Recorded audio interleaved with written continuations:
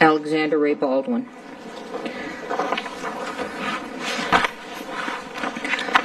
All right, jury, what are you doing? Oh, I have it on. So, I have already sworn you in, if you'll recall, yesterday. Okay.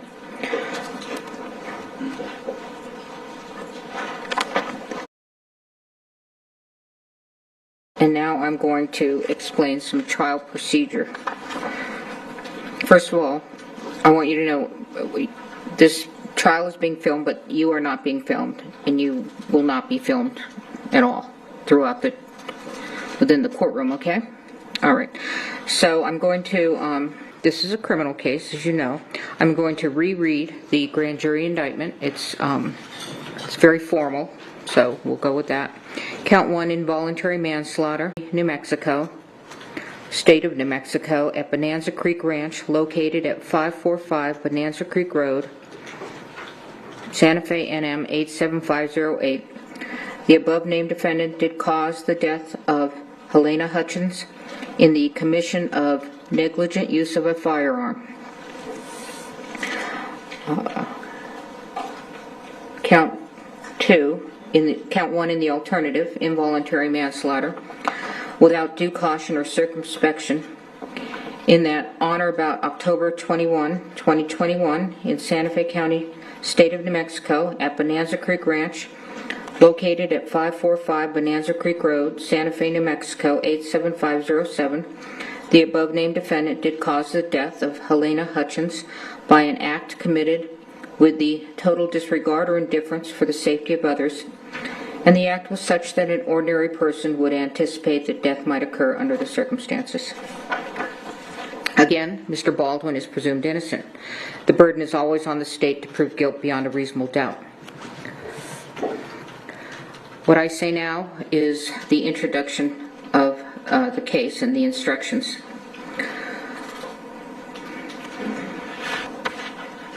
All right. Along with those instructions previously given, these are preliminary only and may be changed during or at the end of trial. First of all of you must pay close attention to the evidence. After you've heard all of the evidence in the case, I will read the final instructions of law to you. You will also receive a written copy of the instructions. You must follow the final instructions in deciding this case. And just so you know, there's going to be no transcript available to you. Juries have asked me that, so I'm telling you up front, okay? Again, the trial is expected to last 8 days, Wednesday, Thursday, Friday of this week, Monday, Tuesday, Wednesday, Thursday, Friday of next week. That's the trial. That does not include your deliberation time. The usual hours of trial will be from 8:30 to 5, typically, with a half hour for lunch. No, an hour for lunch. And then a morning break and an afternoon break. Again, please report to the jury lounge no later than 8:30, unless we're instructing you otherwise for different reasons. But in your mind, you can always expect 8:30 to be here, okay? Do not come into the courtroom unless you are accompanied by my bailiff, Steve, okay? You may take water into the courtroom with you, and you can also take coffee or tea, or if you have a lid on your cup, okay? We stand up out of respect for you because you are the ultimate decision makers as to the facts in this particular case. So when you come into the courtroom, you can go ahead and be seated, and then we will take our seats. And again, it's important to hear. So please raise your hand at any time you can't hear. Don't be self-conscious about it. Don't wait until a couple of questions have been asked. If you can't hear, you've got to shoot that hand up right away, okay? All right, this is a public proceeding, so people may go in and out. You may find yourself looking at who goes in and out, but after a while, you'll get used to it. But if there is anything that is distracting you from being able to listen and be involved in this case, please tell Steve immediately.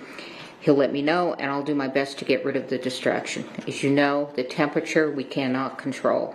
All right, so sorry, we'll try to get the county in here if it plummets too high. I doubt it'll plummet too low. You are allowed but not required to take notes during trial. Steve has given you a pad and a pen? Okay. Please put your name on the front page of your pad and then take notes beginning on the second page. On breaks, follow Steve's instruction on whether to take the pad with you or whether to leave it on your chair. You don't have to worry about confidentiality.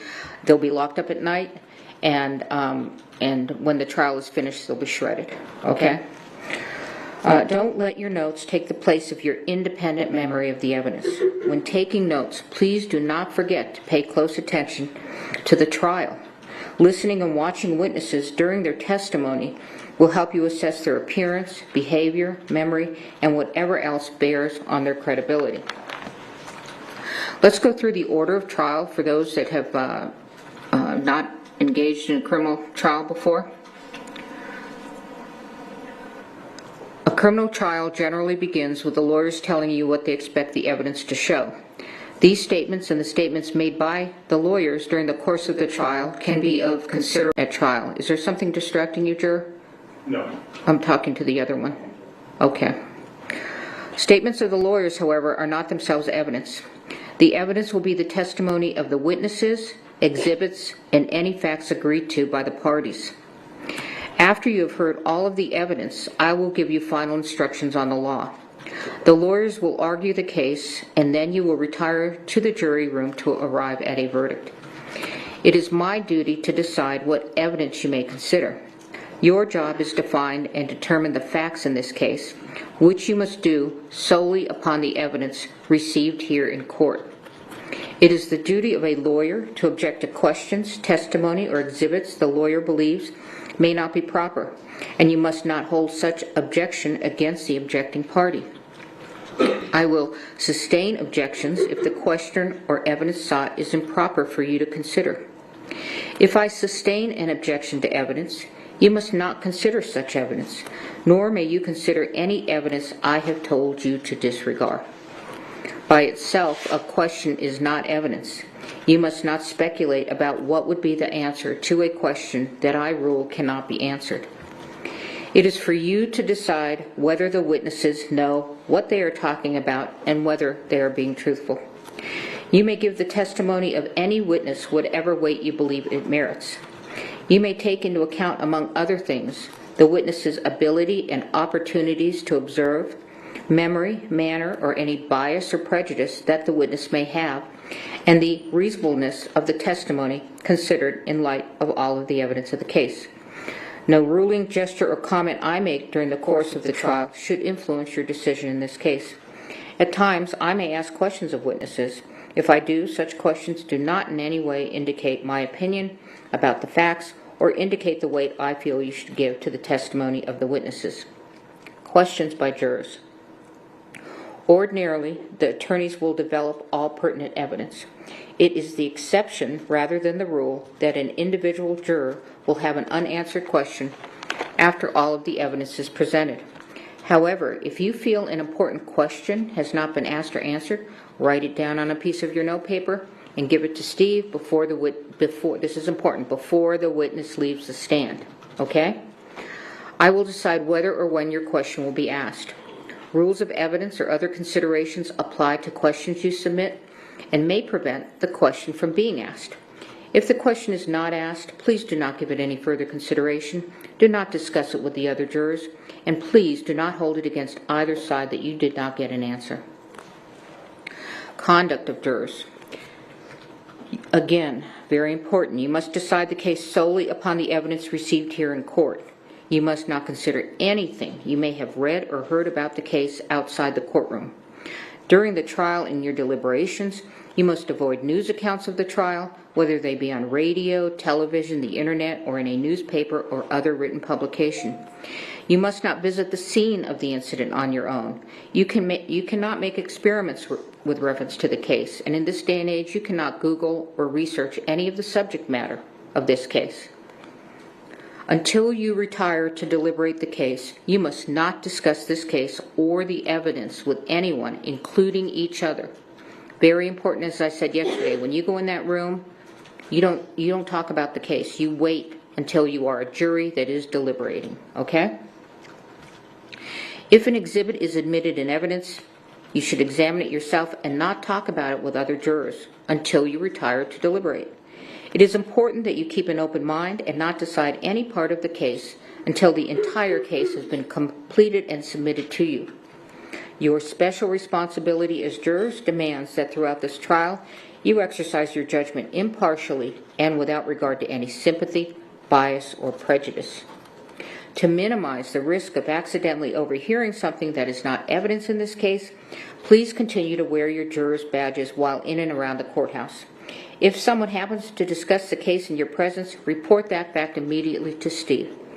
Although it is natural to visit with people you meet, please do not talk with any of the attorneys, parties, witnesses, or spectators, either in or out of the courtroom. If you meet in the hallways or elevators, there's nothing wrong with saying a good morning or a good afternoon, but your conversation should end there. If the attorneys, parties, and witnesses do not greet you outside of court or avoid riding in the same elevator with you, they are not being rude. They are just carefully observing. All right, so begins first because they have the burden of proof, and then the defendant. All right, go ahead, counsel. Judge, just one quick housekeeping matter while Ms. Johnson's getting set up. All right.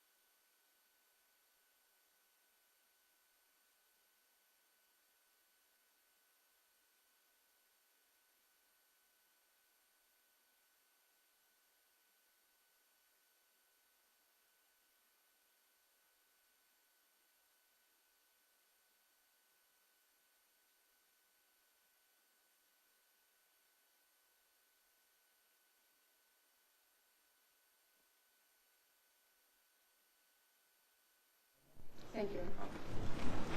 Good morning. When someone plays make-believe with a real gun in a real-life workplace, and while playing make-believe with that gun violates the cardinal rules of firearm safety, people's lives are endangered, and someone could be killed. Ladies and gentlemen, that's what this case is about. It's simple, straightforward. The evidence will show that someone who played make-believe with a real gun and violated the cardinal rules of firearm safety is the defendant, Alexander Baldwin. You will hear over the course of the next few days that in the fall of 2021, a movie called Rust began filming at the Bonanza Creek Ranch just south of Santa Fe in Santa Fe County. You will learn that this movie was a Western with a lot of gun action. And while it was a movie set, it was a real-life workplace for many people. But you will hear this workplace was on a tight budget. And you will learn that some of the people who were hired to work at this workplace were very inexperienced. And one of those was the armorer, a very young woman named Hannah Gutierrez Reed. You will hear testimony from crew members who worked on the set, who will tell you that to them, Ms. Gutierrez's inexperience was obvious. You will also learn that this workplace has some talented people. And one of those was the director of photography, a vibrant 42-year-old rising star named Helena Hutchins. You will also learn that the director of this film was Joel Souza, another talented individual who cares deeply for his projects. The evidence will show, ladies and gentlemen, that like in many workplaces, there are people who act in a reckless manner and place other individuals in danger and act without due regard for the safety of others. That, you will hear, was the defendant, Alexander Baldwin, the lead actor on this film. You will learn that this movie began filming on or about October 6, 2021. But the defendant did not arrive. And you will learn that on the set to work, he requested to be assigned the biggest gun available. So he was assigned this revolver, a replica of an 1873 single-action revolver manufactured by Pieta Firearms in Italy. You will hear from Alessandro Pieta, who will tell you he manufactured this gun. And he will tell you he manufactured it in 2015. And he will explain the quality control measures that Pieta Firearms follows in order to ensure that firearms that are manufactured by Pieta Firearms don't have any problems or issues. Mr. Pieta will tell you that this firearm he himself manufactured, and that when Pieta sent it to EMF, which is the company that distributes firearms for Pieta Firearms in the United States, this gun was in perfect working condition. You will hear from Justin Neal, who is a representative of EMF, a company out of California that has historically been known to provide firearms to the movie industry. Mr. Neal will tell you that when EMF received this firearm in 2017, it was in perfect working order. And in fact, when EMF had this firearm, it was subjected to numerous quality control inspections because it was used as a show gun at gun shows. The evidence will show that in September of 2021, an individual by the name of Seth Kenny was contacted by the folks with Rust Production.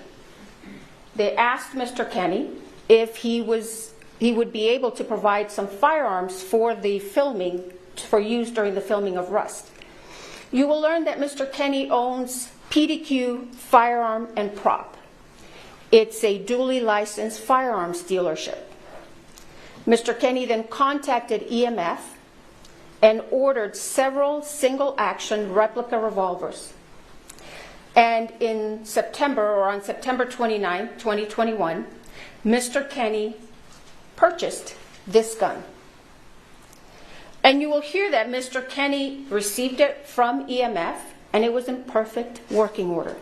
The only thing that Mr. Kenny did to this gun was to insert the firing pin, because since it was a show gun, it didn't have a firing pin. But you'll learn that that's a very easy step. All he had to do was just insert the pin, and that's it. And then Mr. Kenny had the firearms, this one and some other firearms, transferred to the set of Rust at the Bonanza Creek Ranch. And on October 13, 2021, the defendant was supposed to have a training session with this gun and this young armorer. But you will see that during this training session, the defendant had somebody or a couple of people filming him while he's running around shooting this gun. You will learn, ladies and gentlemen, or you'll hear during this trial the use of the words prop gun. And you'll learn a prop gun is this real gun. It's not a toy. It's not made of rubber. It's a real gun. You will also see evidence, ladies and gentlemen, that during the days before that fateful October 21st day, the defendant handled this firearm multiple occasions. You will see video footage of the defendant firing this firearm, working perfectly fine. But you'll see evidence, ladies and gentlemen, that each time the defendant handled this firearm, he did not do a safety check with that inexperienced armorer. And you'll hear that the reason he didn't do a safety check is because he didn't want to offend her. The evidence you will see will paint a real-life picture of a real-life workplace where this defendant mishandled this gun. You will see him using this gun as a pointer to point it. You will see him put his finger on the trigger when his finger's not supposed to be on the trigger. You will hear about numerous breaches of firearm safety with this defendant and this use of this firearm. And the evidence will show that on the morning of October 21st, 2021, the camera crew walked off set. And you will learn that one of the reasons that camera crew walked out is because they were concerned over safety breaches with the use of firearms. The evidence will show that the morning of October 21st started out a couple of hours behind. They filmed some scenes at this church on the Bonanza Creek Ranch. And you will see that one of those scenes required the defendant to pull out his gun. This was in the morning. Pull out his gun. And you'll hear the director tell him, pull it out and hold it. And the first time, you'll see evidence the defendant does what the director tells him. But you will hear the director tell you that many times the defendant would do his own thing. So then the director in the morning asked him, okay, do it again, just like you did now. The defendant pulls out the gun, but this time he cocks the hammer. The evidence will show they then broke for lunch. And around 1:30 or so, they came back to this church to do what's called a blocking. The evidence will show that Miss Hutchins wanted to do a blocking for an insert. And you will learn what a blocking is, just working out the details of the moves of the actor. It wasn't even a rehearsal. You will hear from one of the witnesses who walked into the church and saw the defendant kind of playing with his gun. And then you will see evidence, or hear evidence, that Ms. Hutchins and Mr. Souza were talking to the defendant about doing this insert. And the insert was just supposed to be from here to here, and it was supposed to be of the defendant just slowly taking his gun out of his holster, and just holding it at an angle. The evidence will show that someone asked the armorer to bring the defendant's gun to him. And she did. She brought it into the church, showed it to David Halls, who you will learn was the first assistant director. The gun was empty. Ms. Gutierrez then handed the gun to the defendant. But then you will hear that Ms. Gutierrez was given the gun back, and she took it and loaded it with dummy rounds. And what you will learn is that dummy rounds are inert rounds. They look like real rounds, but they are very easy to tell that they are not because they'll rattle. Ms. Gutierrez then went back to the church, showed the revolver to the first assistant director very fast. They only checked about 3 rounds, very quick. And they missed 1 round. You will learn that one of the rounds in that revolver was a real round. And the evidence will show that Ms. Gutierrez then handed the gun to the defendant. And what you will learn is that once again, the defendant failed to do a gun check or a safety check with this armor. So he takes the firearm, puts it in his holster. Then Ms. Hutchins and Mr. Souza were doing this blocking. And the evidence will show, ladies and gentlemen, that the defendant, again, did his own thing. You will hear from an individual by the name of Kent Jorgensen.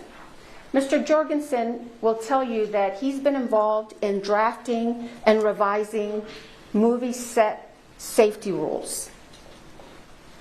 You will learn that these movie set safety rules require actors, like the defendant, to treat every firearm as though it's loaded, to never point a firearm at another person, and to never put your finger on the trigger unless you're prepared to shoot or to destroy whatever's in front of you.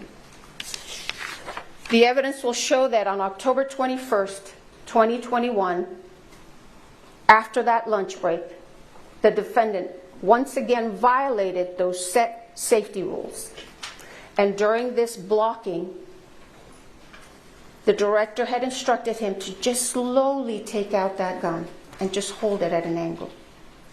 But you will see that the defendant takes it out quickly the first time, points it.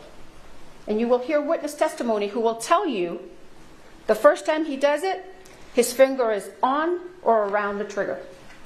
He does it again, takes it out very fast, points it. And once again, you will hear testimony that his finger was on or around the trigger. And the evidence will show that that third and fatal time, he takes it out once again, fast, hammer's cocked, he cocks the hammer, points it straight at Ms. Hutchins, and fires that gun, sending that live bullet right into Ms. Hutchins' body. You will learn that this bullet was a .45 caliber round that entered Ms. Hutchins' body right underneath her right underarm. It perforated her right lung.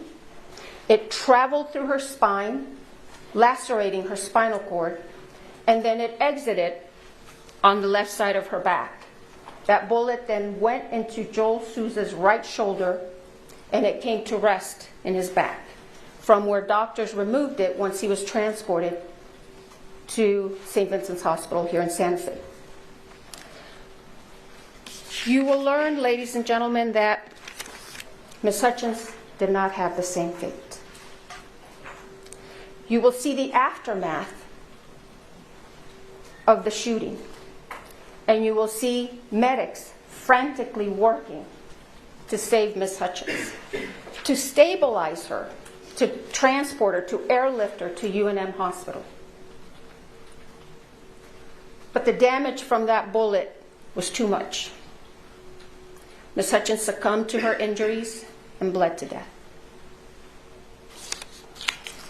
The evidence will show that meanwhile, after the shooting, the defendant began to claim he didn't pull the trigger. The evidence will show, ladies and gentlemen, that's not possible. You will hear from Mr. Pieta himself, who will tell you that gun will not discharge without a pull of the trigger. You will hear from firearms experts who will tell you that gun will not discharge without a pull of that trigger.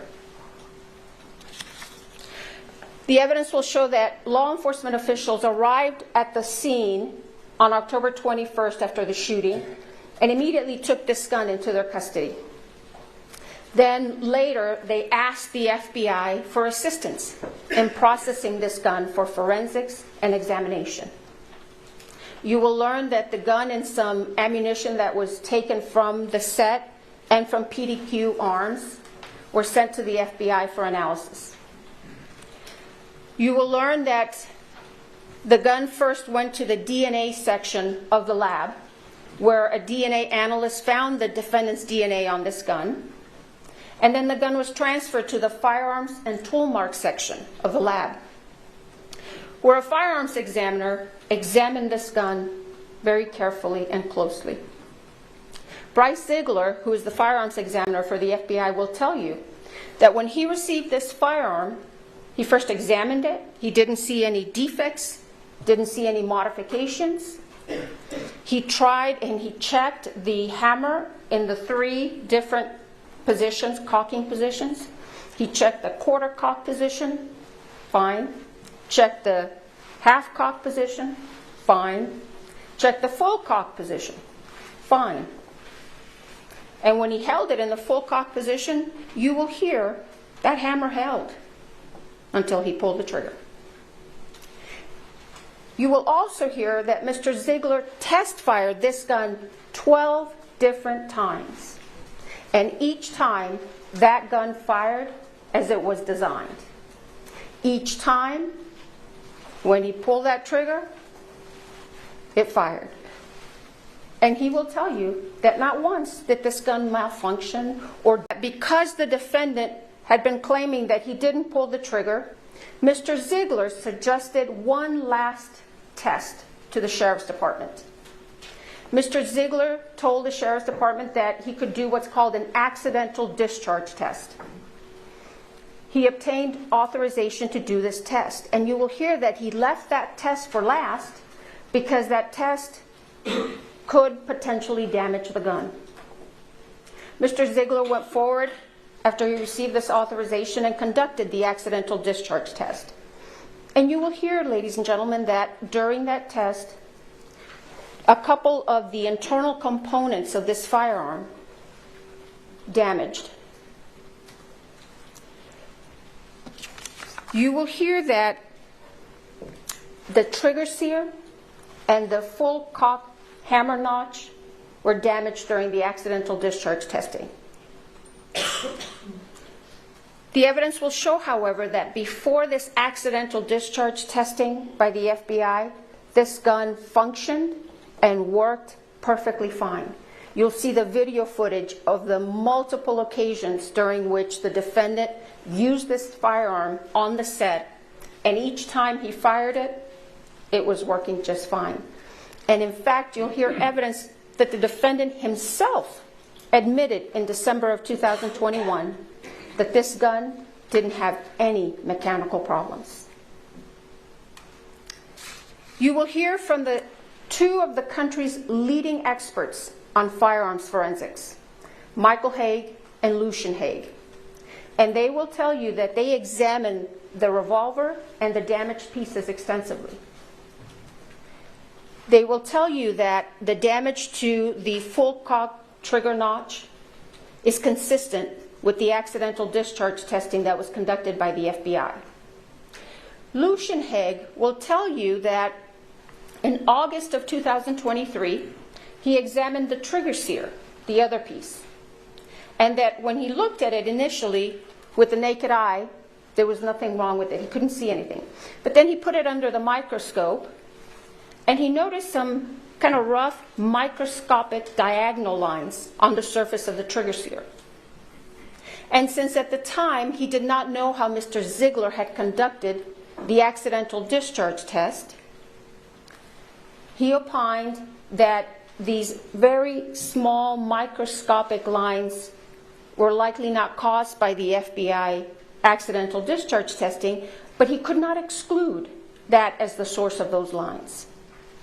Then a few weeks ago, Mr. Haig will tell you that he spoke with Mr. Ziegler, and he learned how Mr. Ziegler had conducted the accidental discharge test. Mr. Ziegler explained that he affixed that firearm onto a fixed platform and then struck the firearm on 6 different planes with a rubber mallet. And Mr. Ziegler explained to Mr. Haig that he had not affixed the mallet to another fixed device. Instead, he did it freehand. Mr. Haig will tell you, with his 50-plus years of experience as a firearms forensics expert, he opined, or concluded that those very tiny microscopic diagonal lines on the surface of the trigger sear were likely caused by the FBI's accidental discharge test. The evidence will show, ladies and gentlemen, that regardless of how those tiny microscopic lines got on that trigger sear, these firearms experts will tell you that those would not affect the functionality of this firearm. At the end of this case, ladies and gentlemen, you are going to conclude and be convinced beyond a reasonable doubt that on October 21st, 2021, that gun the defendant had asked to be assigned worked perfectly fine as it was designed, and that the fatal and one of the main problems that afternoon of October 21st was that the defendant didn't do a gun safety check with that inexperienced armorer.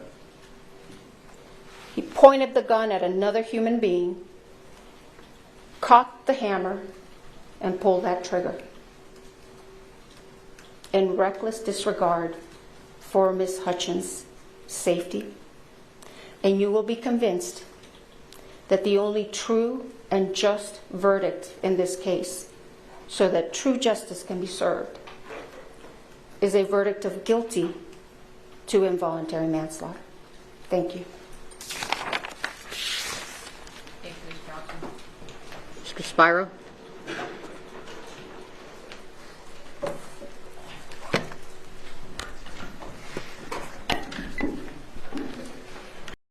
For delicious margaritas, choose a tequila made from fresh pressed agave, or Nitos, a fresh take.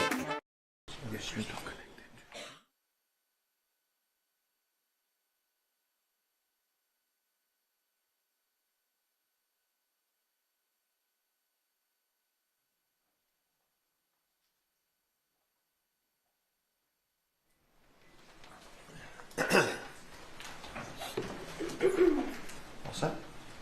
May I proceed? Thank you, Your Honor. Good morning. This was an unspeakable tragedy, but Alec Baldwin committed no crime. He was an actor acting, playing the role of Harlan Rust. An actor playing a character can act in ways that are lethal, that just aren't lethal on a movie set. These cardinal rules, they're not cardinal rules on a movie set.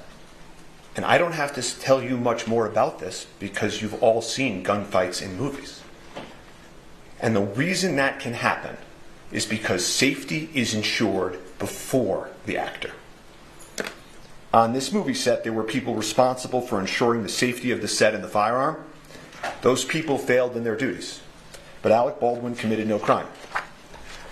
The most critical issue in this case is how a real bullet got on a movie set.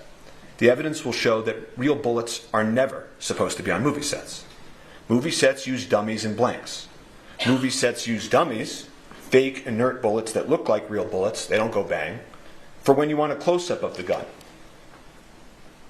You can't tell them apart from live bullets by looking at them, which is why live bullets can be nowhere near a movie set. And if the director wants a shot of the gun going, bang, poof, there's blanks that they can use. And those blanks look nothing like real bullets. And they are used for those shooting scenes. And they'll play these videos that they described of Alec's firearm in the movie going bang, poof. And people are conditioned to seeing people firing weapons and thinking, that's a dangerous act, that's a dangerous act. And they will play those videos and give you that image to try to tarnish him in your eyes. But that's not what happened here. On this set, there was a real bullet. Something that should never be on a movie set. Something which has nothing to do with making a movie. And you will hear no evidence, not one word, that Alec Baldwin had anything to do with that real bullet being brought onto that set. The second critical issue in this case is, why did a real bullet get loaded into a prop movie gun? It is undisputed that the bullet was loaded into the gun by the armorer, the person on set whose responsibility it was to ensure the gun was safe. And so picture that moment of the armorer placing a live bullet into that firearm. You hear the prosecutor say, he did this or he performed in a certain way, he picked out the biggest gun as his prop, it's to tarnish him in your eyes. You will hear no evidence whatsoever. No evidence that anything Mr. Baldwin did, that something he did in that moment, that horrible moment when she put that bullet in that gun, none of it had anything to do with Alec Baldwin.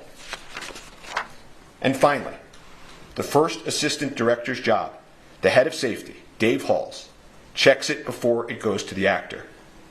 And he will tell you he made a tragic mistake. He failed to detect a live bullet. And Alec Baldwin had nothing to do with that either.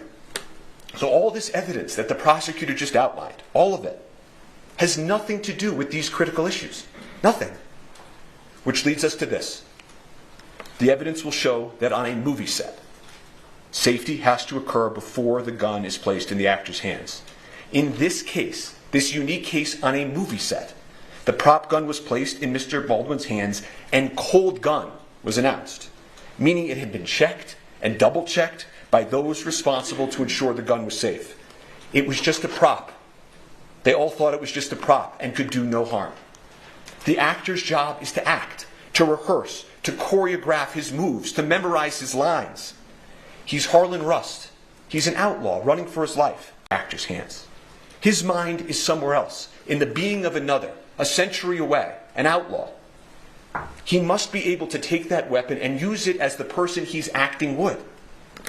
To wave it, to point it, to pull the trigger like actors do, in ways that would be lethal in the real world, but are not lethal on a movie set. And I'm going to show you that scene now before lunch. And if we could just play action.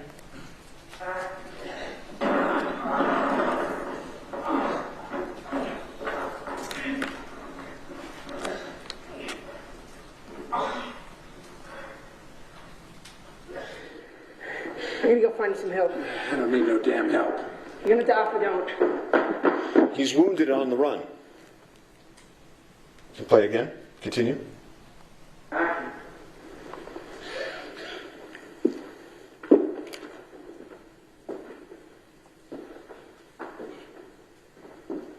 Harlan Rust. Need you stand up nice and slow. Toss any weapons you have. He's on the church pew, bleeding, his hand gripping the revolver. He would defend himself against the men in the movie. Play. One more. You good? Ready?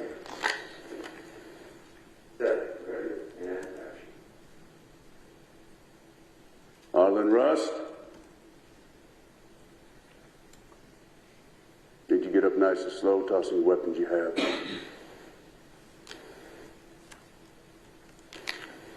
Well, how close can I get right there? Joel, you want me to wait to give you that line till he lands? Okay. Till camera lands? Yeah. Yep. 7 minutes, one. Yeah. Draw your gun and look up and point your gun, okay? Okay, which way? Camera right or left? This side, for now. So camera left for now. I'll stand right here for you, Alec. So whip it out. Yeah. Okay, well, let me get this all greased. Ready? Yeah. Okay, ready? Okay, ready? Ready. And set. Ready, and action. Harlan Rust.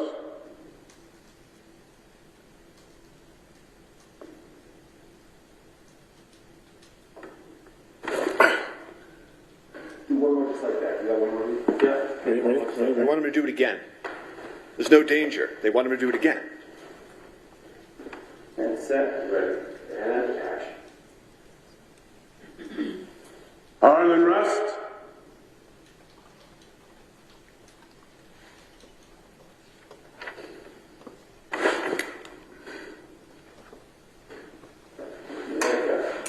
Nice.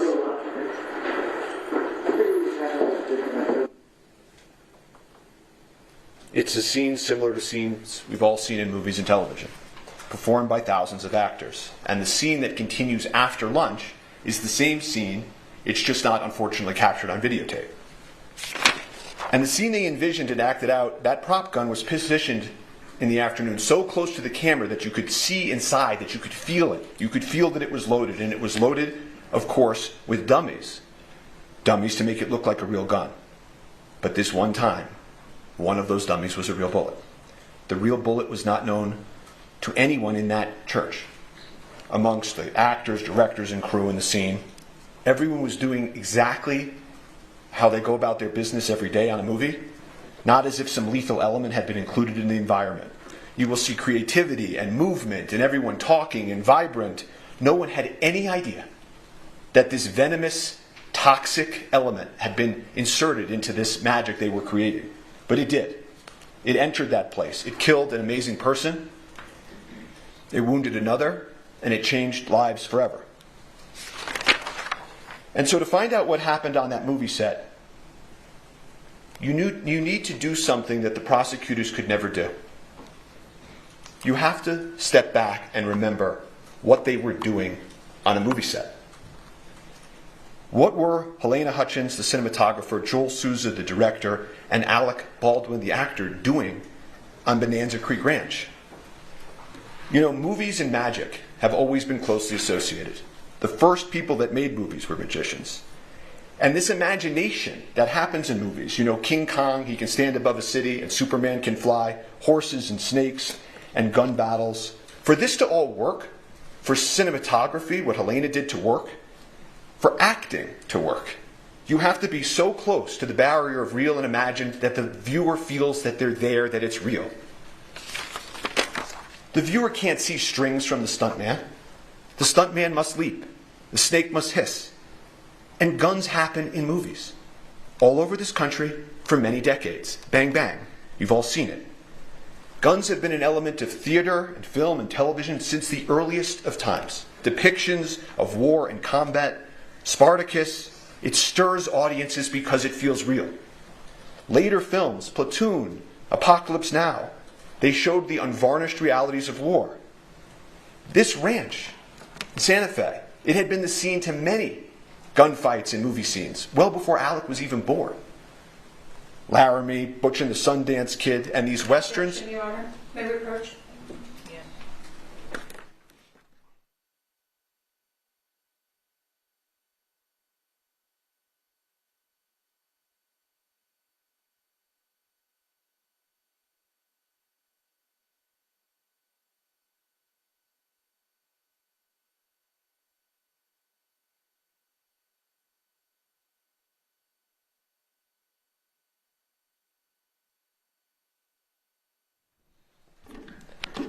The evidence will show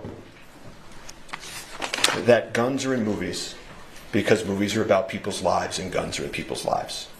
So let's talk about the evidence and how the lethal bullet got there. How did this happen and how did it unfold? The evidence will be the following. Everybody on a movie set has a role. The armorer armors, the director directs, the actor acts. They work in harmony, but they have a division of responsibility.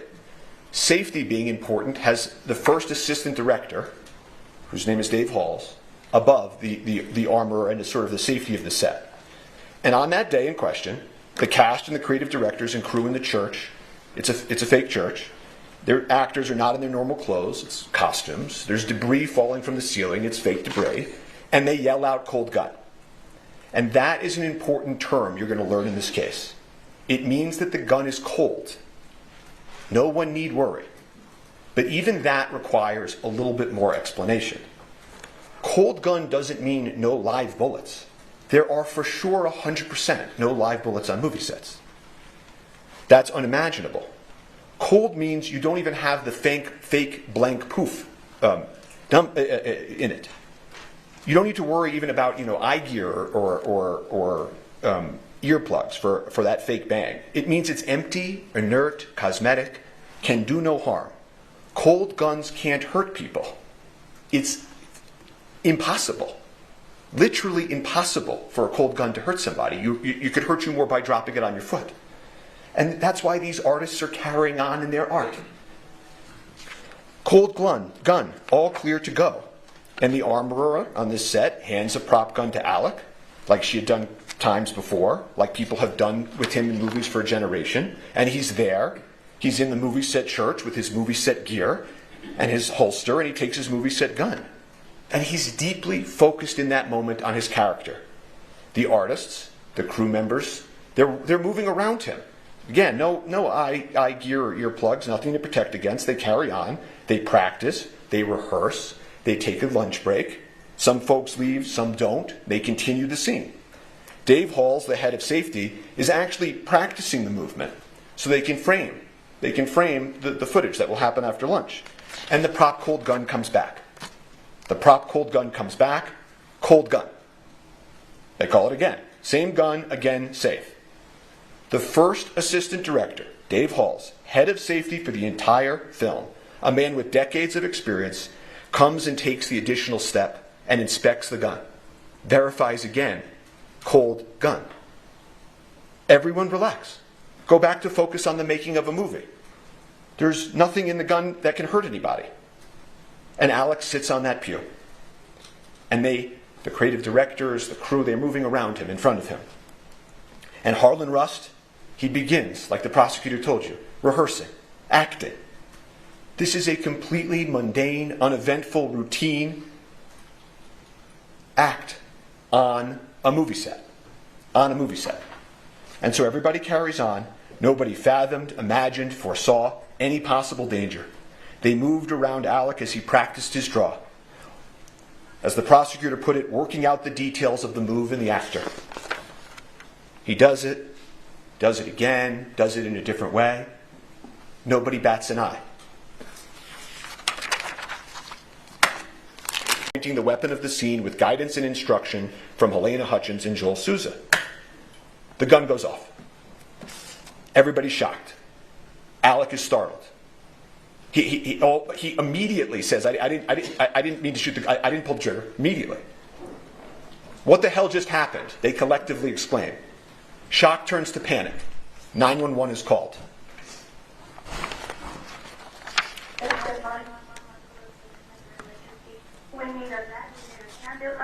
Out at Bonanza Creek Ranch right now, we've had 2 people shot on a movie set accidentally. He said someone was shot? 2 people accidentally with gunshots at on a movie set, Bonanza Creek Ranch. Okay, Send it.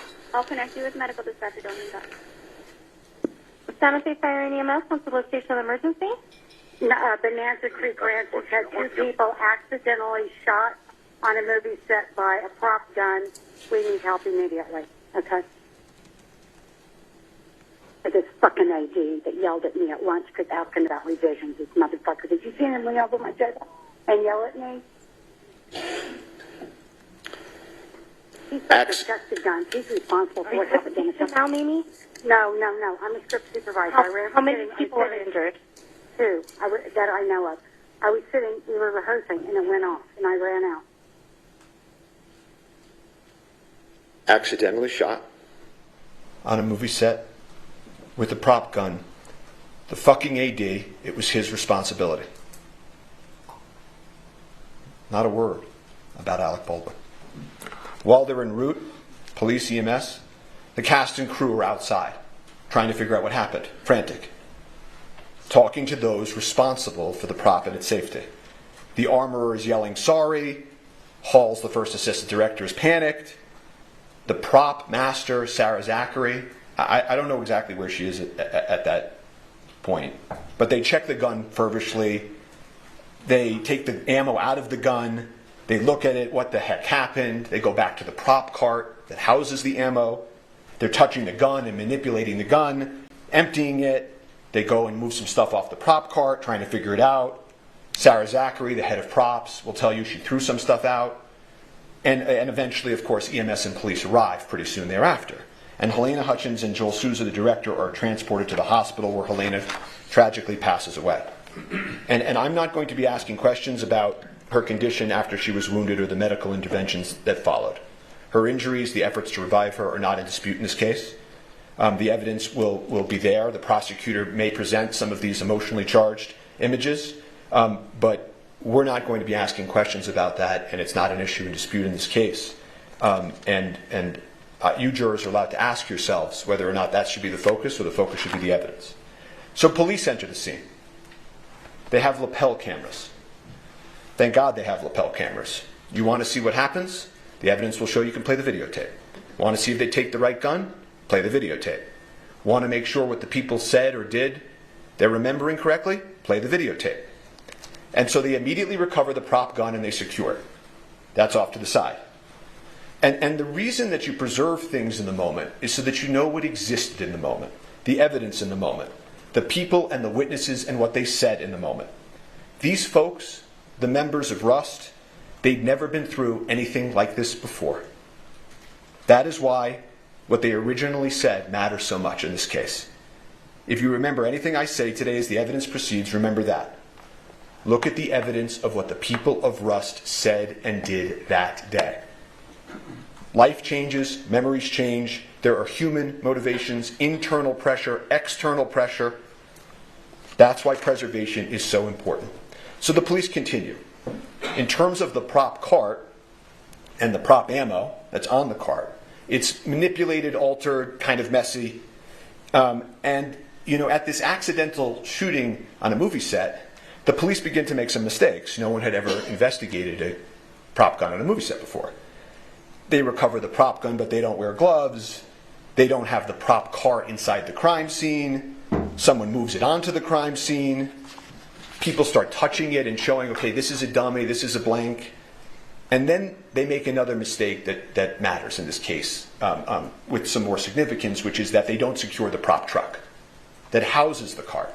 See, that cart that they roll off comes from a truck where all of the ammunition, all of the firearms are, and that's where they're stored. They don't secure the prop truck for several days. And then the prop house, a lot of mistakes. They had never investigated a case in a movie set. But they had the prop gun. That was key. And so they needed to figure out where the live bullet came from. They had the shell casing, Starline brass. That's the sort of make. You'll hear that phrase, Starline brass. And the police were right to focus on that. That was the lethal element. And so they work outward. Makes good enough sense. Folks around the ammo and the gun to be interviewed at the precinct. The armorer at the precinct. She loaded the live bullet. Halls, head of safety, he double-checked. And Alec walks up to the police. You'll see this early today. And he says, I'm here, whatever you want to do, whatever you need me to do. Just tell me where to go. And Sarah Zachary, the prop master who threw out the stuff at the cart, they missed her that night to bring to the precinct. But the rest of them at the precinct. And thankfully, we have the lapel cameras. And then they cleared the gun outside after his request, and I witnessed them clear it and saw the bullets. Okay. So only one was the one that was missing, the one that fired, we don't know, but all the other ones were proper. I can pause this. I can turn this off. Move on.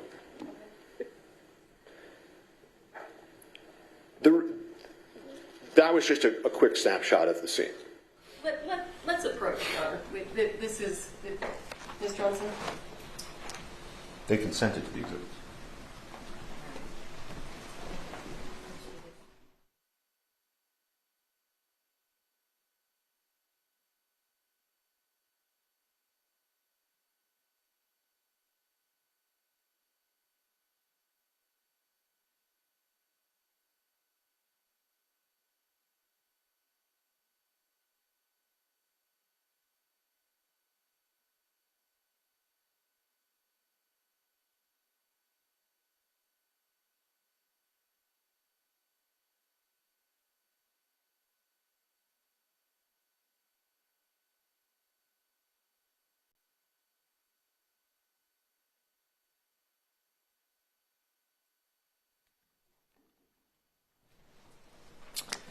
The remaining witnesses from inside the church are interviewed on the scene. They're interviewed with lapel cameras. They're interviewed by the lead detective, Detective Cano. And those witnesses, some of them will come in here and testify. And not a single one of them will tell you anything different than what I'm about to tell you about the evidence. The gun was double-checked, verified it was a cold gun, not an actor's responsibility to check. Safety was ensured before. Alec was doing his practicing, his rehearsing, his movements. People manipulate and point guns on movie sets. The gun went off during the rehearsal. No one saw him intentionally pull the trigger. It was obviously a tragic accident, but Alec committed no homicide. Alec took the gun from those charged with its safety. He did not tamper with it. He did not load it himself. He did not leave it unattended. It completed his costume and his character. It was an actor handling a prop and integrating it into the character of Harlan Rust. There was a dedicated professional there, off camera, whose sole sacred responsibility was that prop safety. And Dave Halls, the head of safety, was there by her side. Everyone relied on that. And it was tragic that they let them down. He was just acting as he has done for generations, and it was the safety apparatus that failed them all. So law enforcement continues. They need to find the live bullet. That was the lethal element. So they, led by Detective Cano, execute a search warrant on the church. And that's what law enforcement does. They immediately go to a judge. They say, this is what we need to do. They go into the church urgently before anything can be altered. They're confirming it was an accident, not a crime in the church. They search for guns and ammunition, videos and photos. There was no further answer in the church. They had the prop gun. They had all those witnesses secured. Their statements are clear. Alec had committed no crime, but the bullet was a mystery. And so they focus on the bullet, the critical, lethal bullet, and how did it enter the movie set. So they had the prop cart, and then they go do the warrant on the prop truck. And so at that point, and I'm going to put up a photo so that you can see who some of these individuals are, they're trying to figure out when they go to the truck, what is the source of the lethal bullet. And so they execute a warrant on the truck approximately a week later. The Seth Kenny that you heard about in the prosecutor's opening, the supplier, she's there. And they walk through what's inside of the prop truck with law enforcement. But there's no answer to the lethal bullet.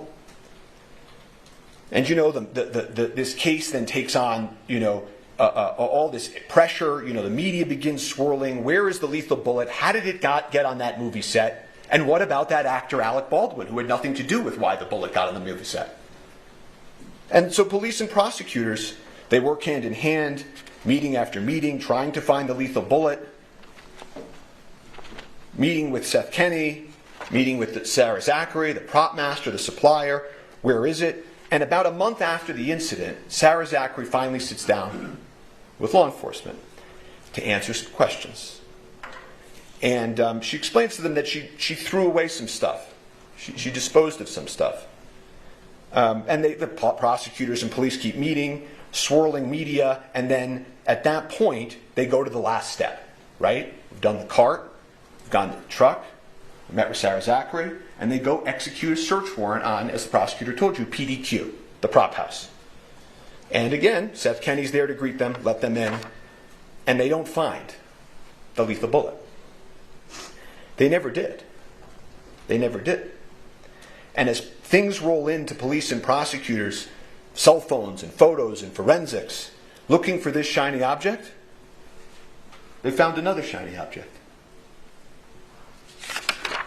Instead of trying to find the source of the lethal bullet, they focused on Mr. Baldwin. But Mr. Baldwin was like every other actor. He goes bang bang in movies. He's told when guns are cold or not. He rehearses and acts as his character. Safety proceeds before the actor. Once the actor has the prop gun, he can handle it however a person he's acting as would. A properly cleared gun can't hurt anybody. And so they told you about some of the things that Alex said in the statements that they will take or picked out a few lines from. But he won't tell you anything different, that he took a gun loaded and cleared by the armor and the AD. He made motions with the gun as he was rehearsing. He didn't intentionally pull the trigger. The gun just went off. And he does say, I didn't have a problem with the gun before. And this idea, that they said that he didn't want to check because he would offend them. In this moment, he's been doing this for 40 years, the evidence will show. And he has habits, and there are also SAG guidelines that tell actors what to do and what not to do. And the SAG guidelines don't tell actors to check the gun. You will see them. That's not the actor's role.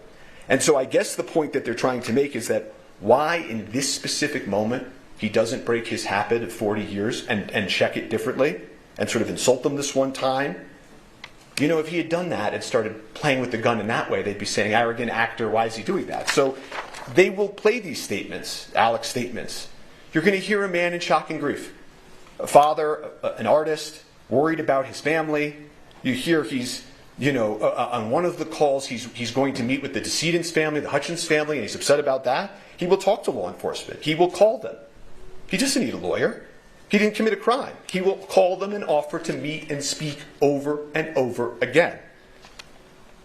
And ask anyone in the acting world. Actors know. Actors rely on armorers and point guns and shoot guns. The Armorers Act, what they did, is clear and proven. The head of safety, you will learn, took responsibility for his verification failure. But Alec committed no homicide. So law enforcement didn't have a homicide case against Alec Baldwin. But they changed the question. You heard the prosecutor tell you about this. Did he pull the trigger? Did he pull the trigger? Did he intentionally pull the trigger? And if he did, of course, that would only make his statement incorrect. Right? That would mean he would have misspoke, been incorrect. And I want to stop for a moment and just tell you, because you're going to hear a lot of testimony, expert testimony like the prosecutor told you, about the gun functioning imperfectly. Did he let the hammer down when he cocked it? Did he hit the trigger? Did he, in a calculated manner, as the prosecutor made a motion, fire the gun like that? And when this issue is discussed, it's easy to sort of pull yourself into courtroom land and away from a movie set. On a movie set, you're allowed to pull the trigger.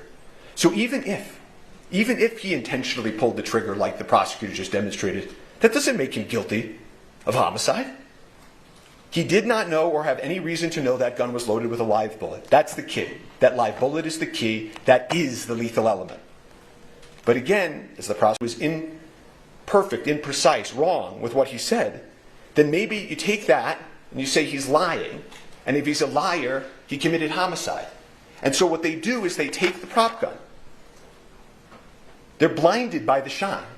They're blinded by trying to disprove Alec. They take it and they order a destructive test on the firearm. They order the FBI to take a test that they know will destroy the firearm.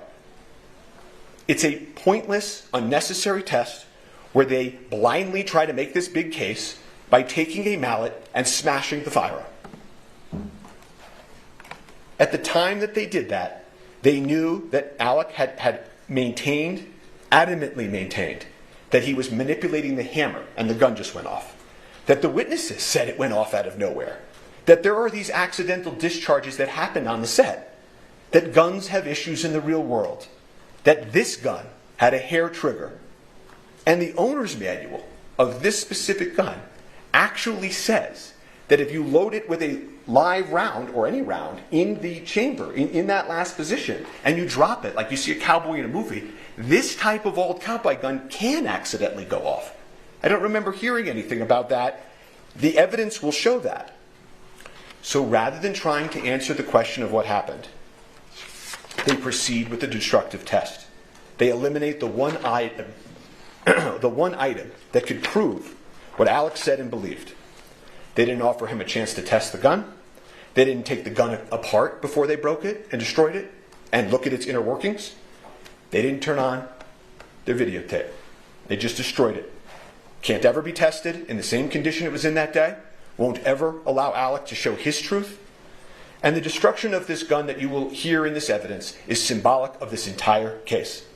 Because the officers will tell you at that point, they weren't really investigating anymore. They were trying to disprove Alec.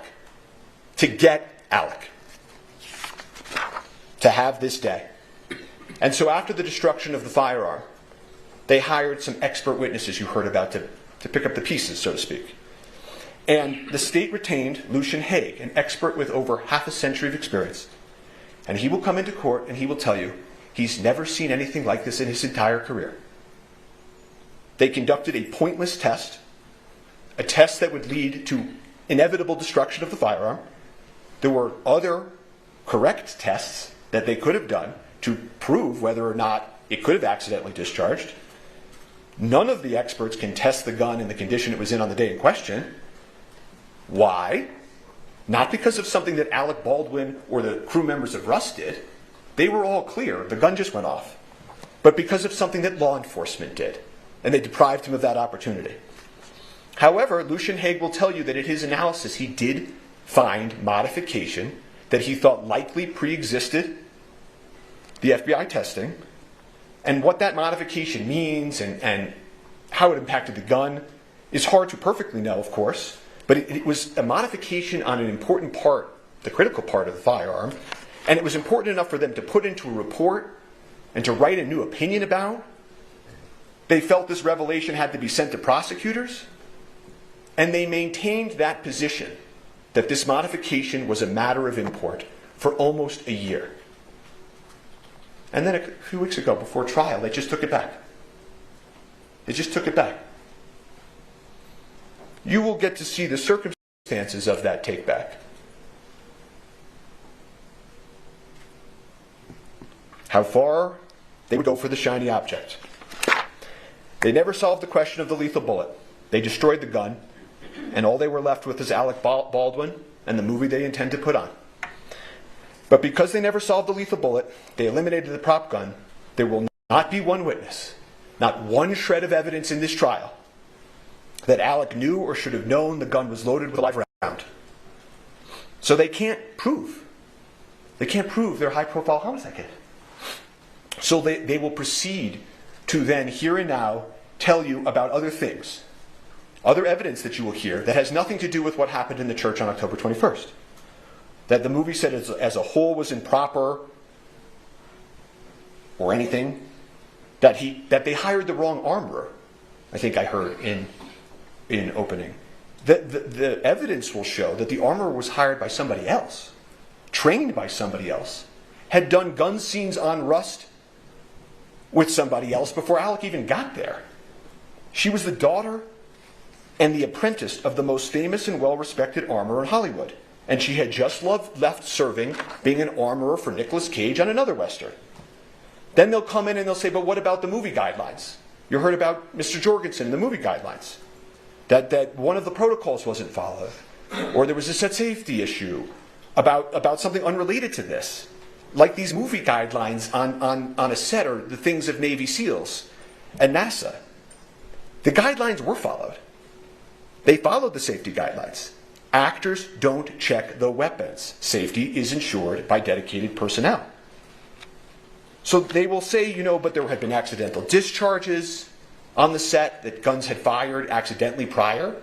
Not related to Alec, by the way. But again, that's the people we looked at. Hannah Gutierrez-Reed's fault, Sarah Zachary's fault perhaps, Dave Hall's fault, faults, workplace issues.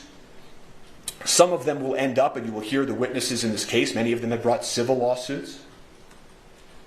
And you'll hear that, in those civil lawsuits, they're presenting evidence to try to meet a burden, not a criminal beyond a reasonable doubt homicide trial burden, but they're going to try to prove their cases in civil courts. And that's where faults and accidents are, at worst, 99% worked out. Not here. But you'll hear these members of the Rust crew come in here. They'll try to make sense of this for you. Some of them have sued. Some of them are in grief. Some of them are in grief and have sued. And part of this grief they feel, that everybody feels, is understandable. And what they will do is they will tell you, if only we had had a second armorer. One of them will say, if only Dave Halls had checked better. If only the camera hadn't been right there and Miss Hutchins wasn't leaning over the camera. If only I myself did this. If only Alec did that. This is natural, their testimony. It's part of the human condition. It's part of grief. Objection, Your Honor. None of them knew. No approach or what? Yes.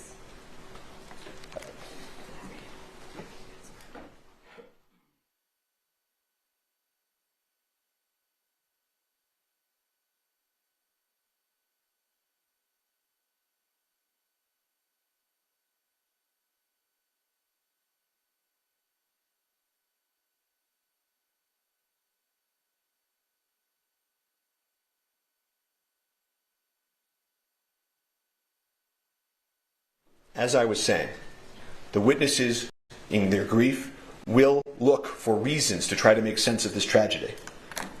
But again, none of them knew or should have known about the lethal bullet either.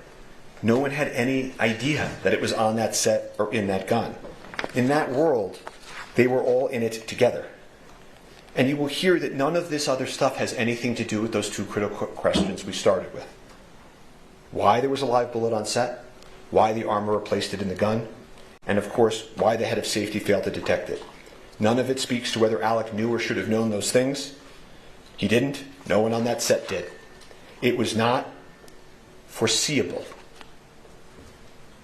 You will hear that word from the witnesses and from eventually the instructions. Foreseeable. This was anything other than foreseeable. And they must prove beyond any and all reasonable doubt that this was foreseeable. Total indifference to human life, that death might occur. He's an actor. He's an actor. But here we are at a homicide trial. And so they will pull witnesses.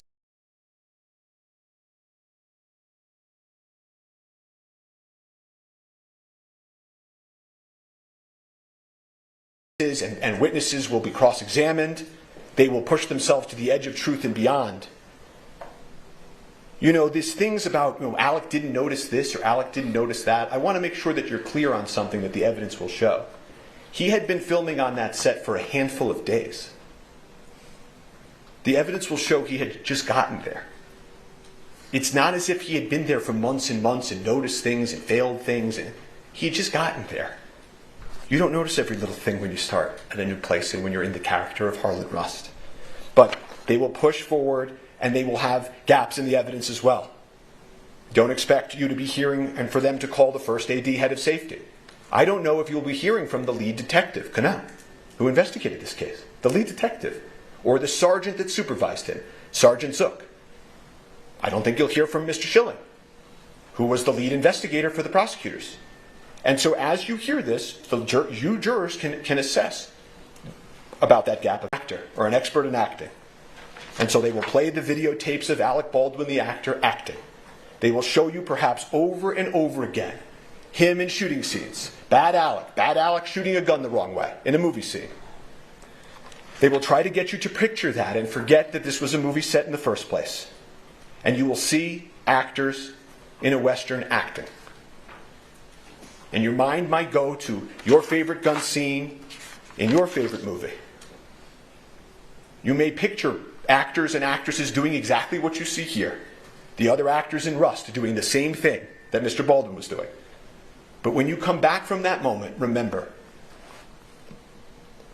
this is a homicide trial. And you will see soon that the reason they play those videos of him over and over is because they don't have any evidence of actual homicide. And you will learn the truth. Not a day goes by when we don't wish Alec had saved her life. But never, the witnesses will tell you, in the history, is something that an actor has done. Intercepted a live bullet from a prop gun. No actor in history. No one could have imagined or expected an actor to do that. So just remember that truth. So when they cry out justice, justice is truth. This was an unspeakable tragedy. Alec Baldwin committed no crime. Thank you. All right, thank you. What we're going to do now is we're going to take our morning bathroom break. So please don't talk among yourselves or anyone else about the evidence received here in court. And follow what Mr. Bing tells you to do. And we'll see you back here about 20 of. All right, thank you. All rise for the jury.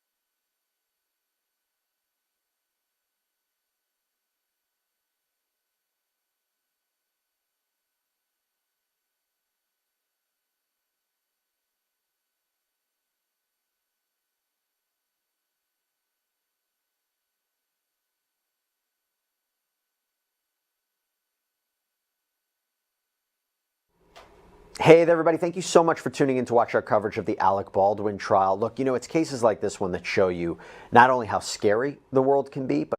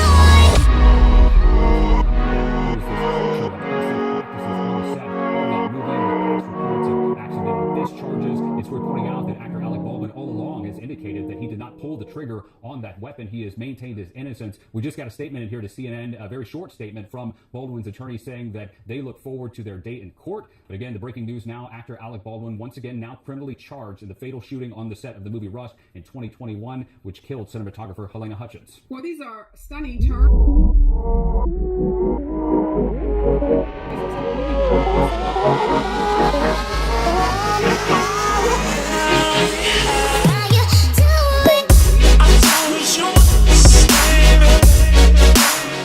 Evidence and the same.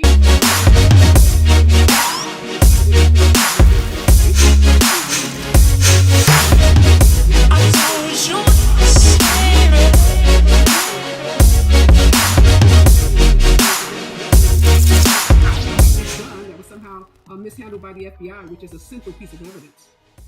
The interesting part about this, to me, Ariva, is that officials have not been able to determine how the live ammunition found its way into that .45 caliber revolver that was manufactured by this Italian company that specializes in the kind of reproductions that are used on films like Rust.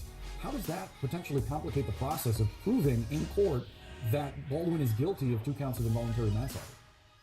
It's going to be challenging, Boris, because the prosecutors will have to prove willful disregard. And you are right. Not only have the investigators or prosecutors not been able to determine how live bullets or live ammunition ended up in the gun, they don't even know how live ammunition ended up on the set. That's still a very unanswered question. They have not been able to, even though the armorer, who has also been charged, she's set to go to trial starting in February.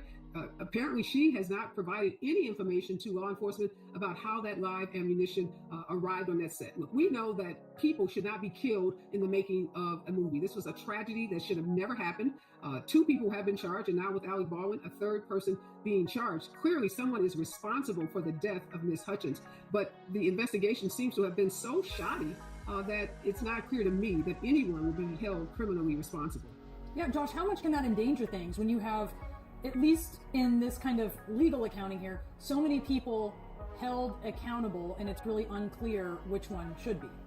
No, it's a great question. You know, I posed this to prosecutors early on, and they said that they will conduct this investigation and hold accountable anyone that they believe was responsible. But it's worth pointing out, after those initial charges came out, we heard from numerous legal experts who were quite stunned, actually, saying that, you know, we can understand charging someone who, you know, was responsible for a live round being in that gun, but there's just been this question about an actor, someone who was told on set, allegedly by one of the prop masters, that this weapon was, quote, cold, that it did not have any type of ammunition in it. That person then handed it to Alec Baldwin.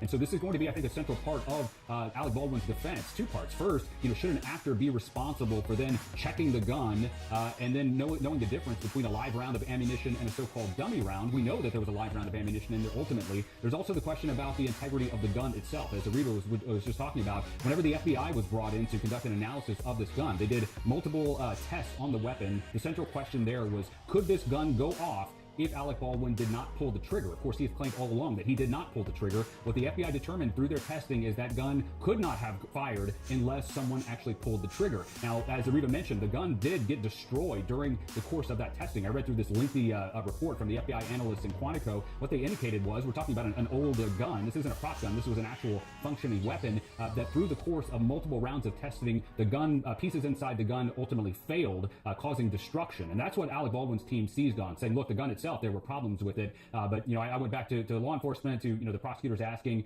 they indicated that no, at the time that the weapon was used on that set, analysts believed that it could not have been fired without someone actually pulling the trigger, which I think finally is why, as you look at these charges, this all seems to center around negligence. I mean, it's right in count 1, negligent use of a firearm. If you are someone who is in possession of a functioning firearm and you point it at someone and you manipulate that weapon, whether that's the trigger or the hammer on the gun, and it goes off and someone dies, are you responsible? Prosecutors here saying ultimately yes, or I should say a grand jury coming now and saying yes, that Alec Baldwin should be indicted on those criminal charges. Of course, we'll wait and see what happens next in the prosecution. There was always this question about, you know, early on whether Alec Baldwin would plead to anything. His team was adamant that he wasn't pleading to anything, that he determined or believed that he was innocent of these charges. And again, that statement we just got from his attorney say that they look forward to having their day in court. And then the final point I'll mention, as Ariva centered on, which is so important, is that we're not talking about a separate group of prosecutors from the original team that filed charges. This prosecution has had all kinds of issues. At one point, there was one person who was brought onto the prosecution team. It turned out she was a Republican legislator in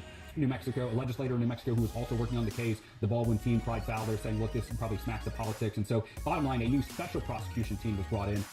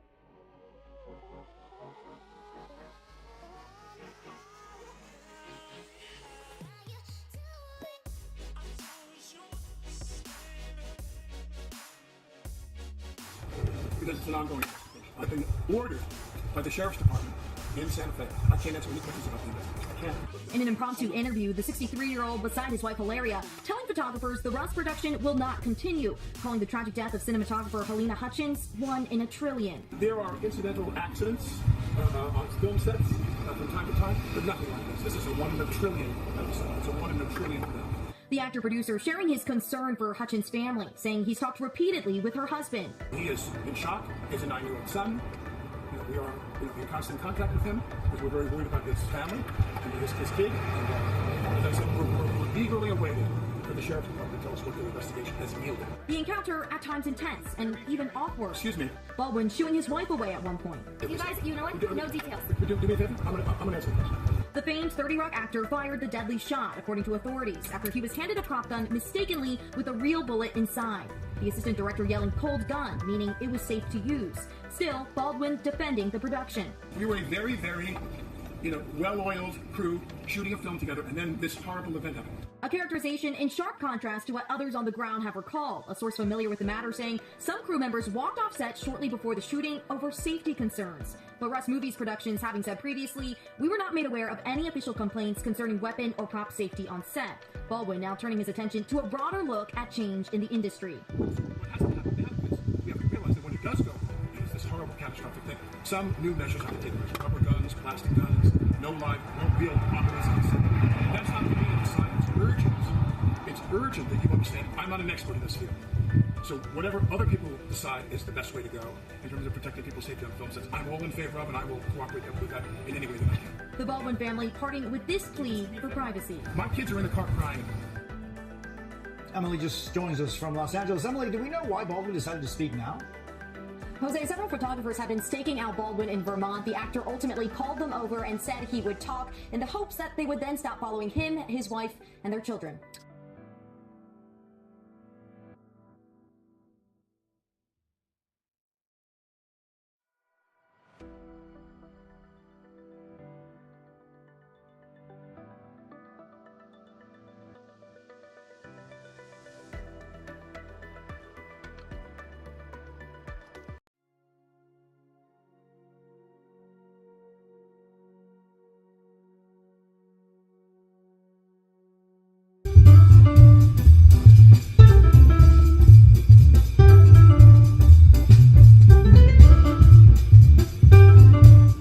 Hey, I'm Alec Baldwin. I've had a home out here on the east end of Long Island since 1982. When I was younger, we'd come out here and we'd sleep all morning and lay on the beach all day. When you're young, this place is the best. My first house was here on Bluff Road in Amagansett, a house I rented for 5 years, and then after that, I decided to buy my own place. I bought my first house here on Old Montauk Highway, around the corner from Atlantic Avenue Beach. I had this little cottage over here for about 7 or 8 years, and then I decided I wanted something bigger, so I bought my house over on Town Lane. I bought this house back in 1995. I put this addition on the eastern side of the property in 1996, and my wife Ilaria and I built this addition on the western side of the property in 2014. Got about 10,000 square feet here. I fell in love with this place the moment I came here because this is the main family home of the former Potter farm, the Potter family. You just can't get this out here anymore. You can't buy big pieces of land, especially in Amagansett, that I know of. And I've always loved it here. We've got all this open land here in reserve. The meadow in the front of my property is in reserve. It's a very, very low density area, and I love coming here. I'm always happiest when I come here, especially this time of year. I love it in the wintertime because it's so peaceful and it's so beautiful.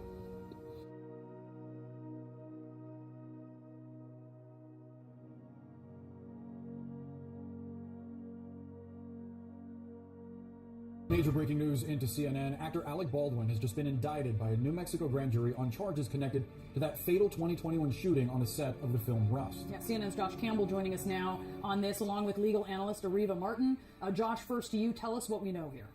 Yeah, so once again, Alec Baldwin now criminally charged once again. Obviously, we had been reporting earlier on after that fatal shooting in 2021 that the actor had been criminally charged. Those charges were then dropped. Prosecutors at the time said that that was because new evidence came to light in the case, causing questions about a piece of evidence. A law enforcement source at the time told me that that was because they learned that the weapon that was used in the shooting had been modified in some form. And so again, those charges had been dropped. Prosecutors at the time said, though, that if they gather new information that determined culpability on the part of Alec Baldwin, they would then possibly refile charges. We're learning today that did indeed happen. A grand jury in the state of New Mexico returning this 2-count indictment. I'll read you the 2 charges specifically. Count 1 is for involuntary manslaughter, negligent use of a firearm. Count 2, involuntary manslaughter without due caution or circumspection. Now, the original prosecutor in the case told me that as part of this lengthy investigation, authorities had determined that there was this culture of unsafe practices on the set of that movie with past reports of accidental discharges. It's worth pointing out that actor Alec Baldwin all along has indicated that he did not pull the trigger on that weapon. He has maintained his innocence. We just got a statement in here to CNN, a very short statement from Baldwin's attorney saying that they look forward to their date in court.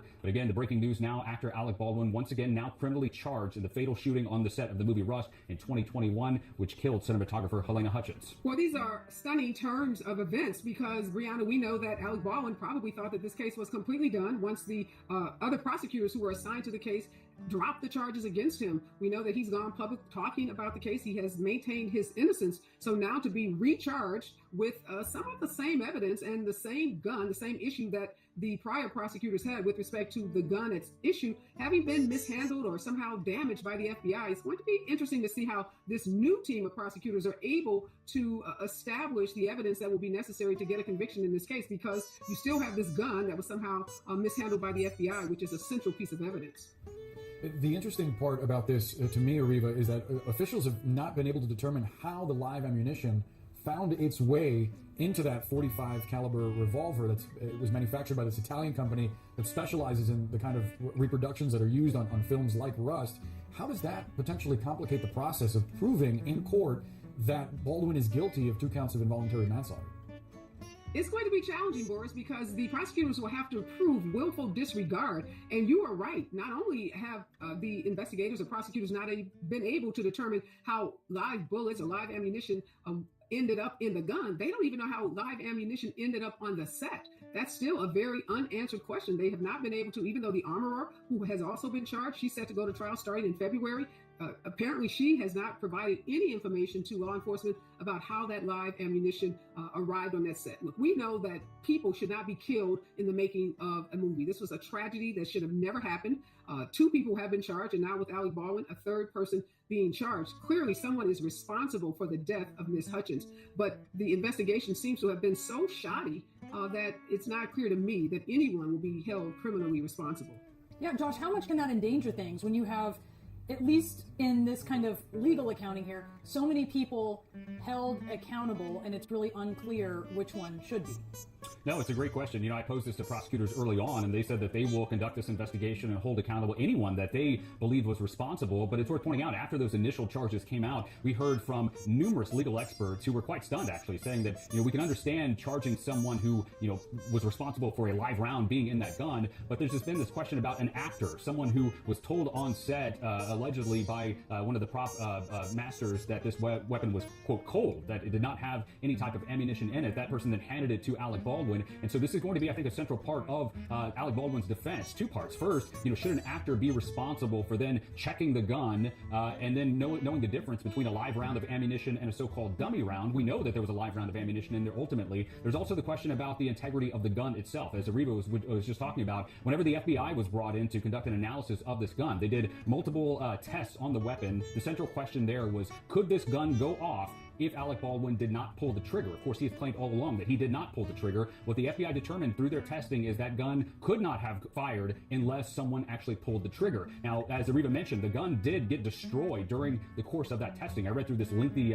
report from the FBI analysts in Quantico. What they indicated was, we're talking about an old gun. This isn't a prop gun. This was an actual functioning weapon that through the course of multiple rounds of testing, the gun pieces inside the gun ultimately failed, causing destruction. And that's what Alec Baldwin's team seized on, saying, look, the gun itself, there were problems with it. But I went back to law enforcement, to the prosecutors asking. They indicated that no, at the time that the weapon was used on that set, analysts believe that it could not have been fired without someone actually pulling the trigger, which I think finally is why, as you look at these charges, this all seems to center around negligence. I mean, it's right in count 1, negligent use of a firearm. If you are someone who is in possession of a functioning firearm and you point it at someone and you manipulate that weapon, whether that's the trigger or the hammer on the gun, and it goes off and someone dies, are you responsible? Prosecutors here saying ultimately yes, or I should say a grand jury coming now and saying yes, that Alec Baldwin should be indicted on those criminal charges. Of course, we'll wait and see what happens next in the prosecution. There was always this question about, early on, whether Alec Baldwin would plead to anything. His team was adamant that he wasn't pleading to anything, that he determined or believed that he was innocent of these charges. And again, that statement we just got from his attorney say that they look forward to having their day in court. And then the final point I'll mention, as Ariva centered on, which is just so important, is that we're not talking about a separate group of prosecutors from the original team that filed charges. This prosecution has had all kinds of issues. At one point, there was one person who was brought onto the prosecution team. It turned out she was a Republican legislator in New Mexico, a legislator in New Mexico who was also working on the case. The Baldwin team cried foul. They're saying, look, this probably smacks of politics. And so, bottom line, a new special prosecution team was brought in.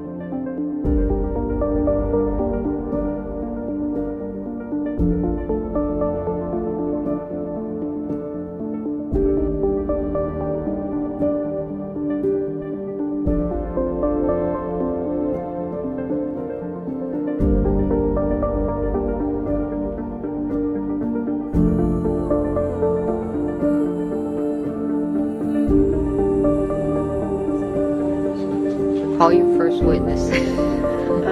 State calls Nicholas LaFleur. Sir, please.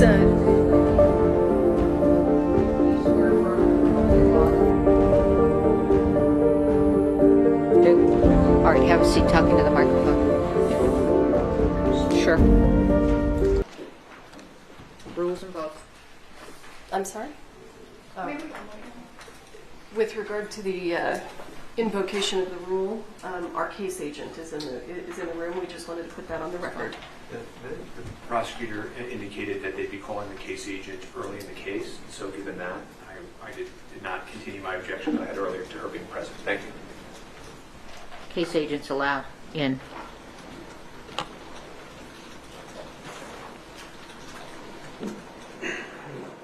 Sir, state your name and spell your last name for the court record, please. My name is Nicholas LaFleur. My last name is spelled Lefleur. And how are you currently employed? The City of Santa Fe Police Department. And what do you do there? Police officer. How long have you been employed at the City of Santa Fe? 2 years. Can everyone hear Officer LaFleur? Okay. And prior to working for the Santa Fe Police Department, did you work anywhere else? Yes, ma'am. Where did you work? The Santa Fe County Sheriff's Department. And how long did you work at the Santa Fe County Sheriff's Department? About 2 years. And were you on duty on October 21st of 2021? Yes. Did you receive a dispatch call? Yes. Can you tell us what you received and what you did? A call came in that there was someone shot at a movie set. Unclear who shot, how many were shot. I happened to be the closest person to the call and arrived on scene first.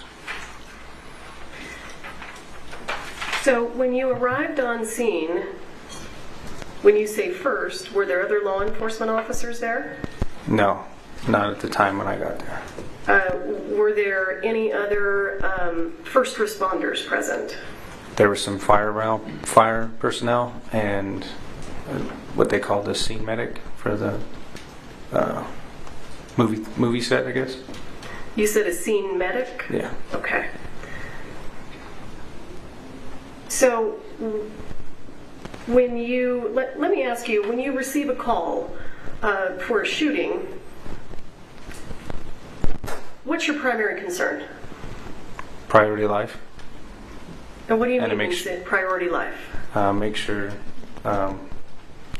whoever needs help gets help and that the threat is stopped.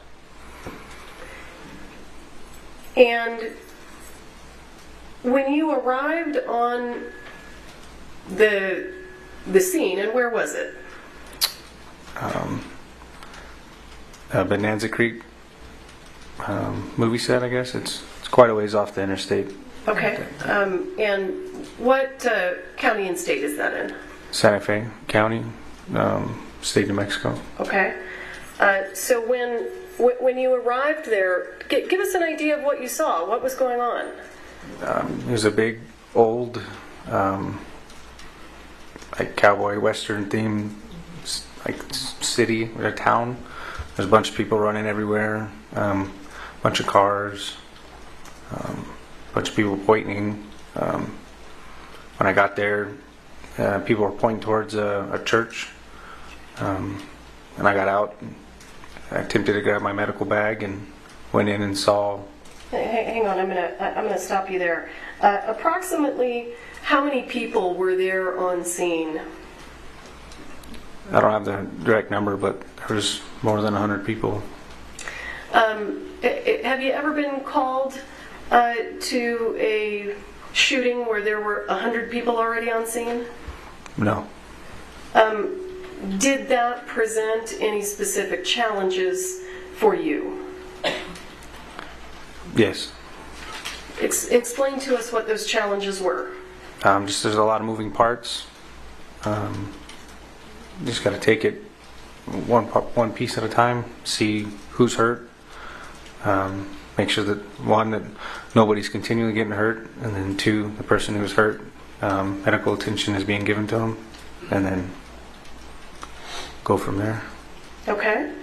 And when you arrived on scene that day, were you running your body-worn camera? Yes. The state moves for the admission of State's Exhibit 4. No further objections, Your Honor. Am I? I want to just make sure I'm connected. I'm ready to play it. Permission to publish? Was you going to recognize it first, or are you satisfied with the foundation? Yes, Your Honor. We've consented to both lapel videos All right, today. That's fine. Okay. So you may publish. This is States 1? 4. States 4. How do I get the monitors to come on? Brian's going to do it. Okay. Do you know how to do it? Go ahead, do it.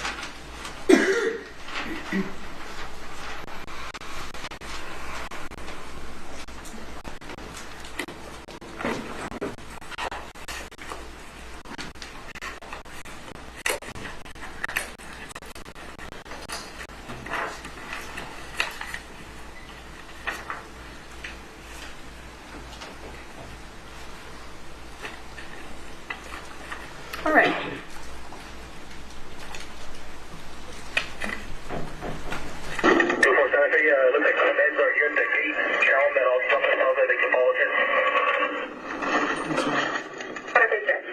Hold on, his monitor's not on. Are your monitors on? Yes. This one's not. We'll turn it on. It's on, but it's green light. Green light's on. Let me go get the adapter. Well, can he redo it from here while he's looking? Or do you want? Sure, the monitor won't just come on? It won't just come on. He's got to get the adapter. Go get the adapter. All right. Okay. Officer LaFleur, do you want to turn around and just look at the monitor on the wall behind you? It doesn't matter, man. Okay, let's do that.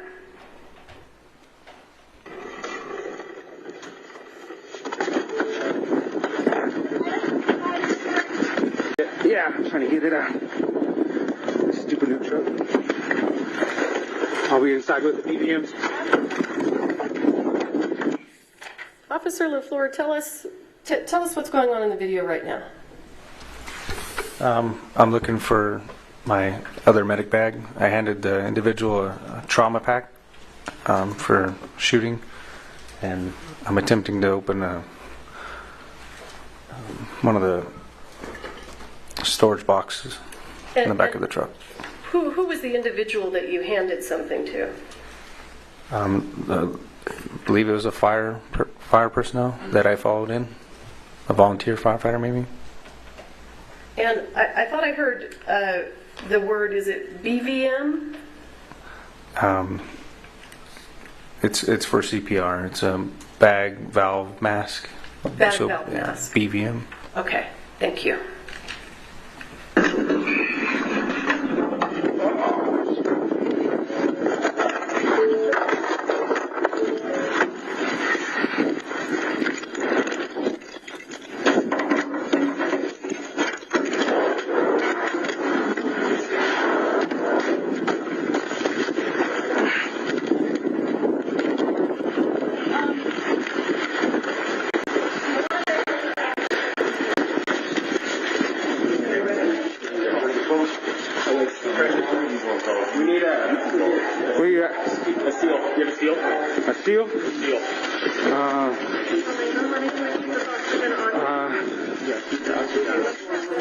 I got a sterile glove and a vacuum gloves. Okay.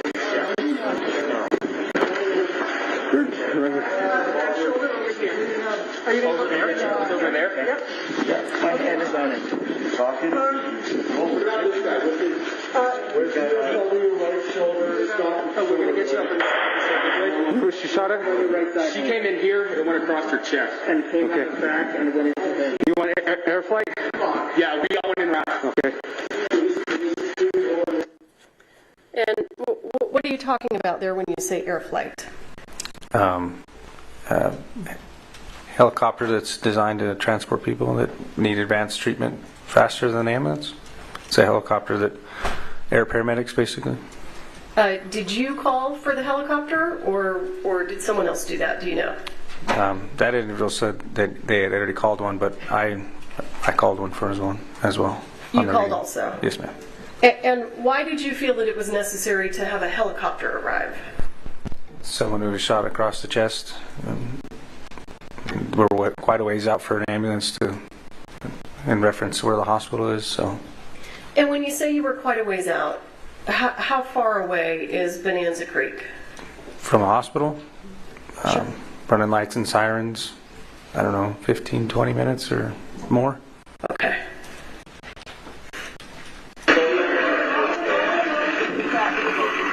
Santa Fe, one female shot in the chest, male shot in the stomach, requesting air flight.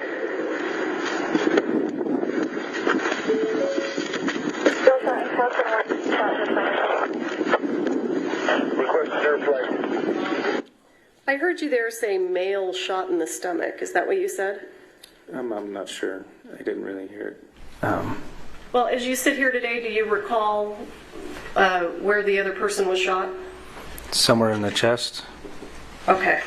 Or shoulder area. Thank you.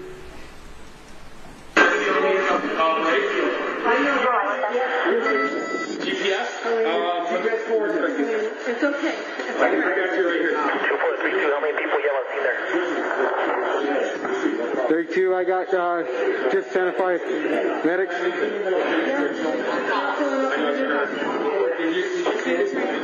No.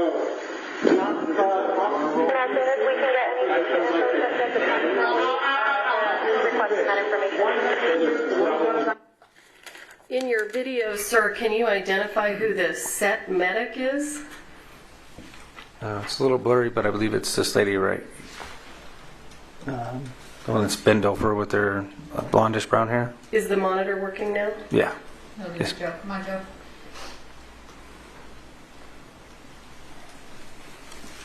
This monitor is working now. Oh, it is? Yes, ma'am. Okay. Do you know how to touch it to put it? There you go. Thank you. I appreciate you. You can go ahead and remove that. Oh, I don't know how to remove it. Can you show them how to remove it? Oh, push on the menu button. Clear. And then there's a clear at the end. Okay. And if it's in the way, just push menu. Do you know who these other people are that are in the room? No, I know that that person, and somebody over here, the battalion chief, they were wearing Santa Fe County Fire Medic shirts. So, and they came in the vehicle in front of me. You don't know who the other people are that are in the room? I know the other person shot, and then Elena Hutchins, or I maybe misspelled her name or pronounced it, and then the other assistant director, and that's about it. Okay. And you mentioned that there was a truck pulling in ahead of you. It was a volunteer firefighter truck. So did the first responders that we see here in this scene, did they arrive about the same time you did? Yes. .32 Santa Fe Bolt, approximately 140 pounds, elderly male and young female.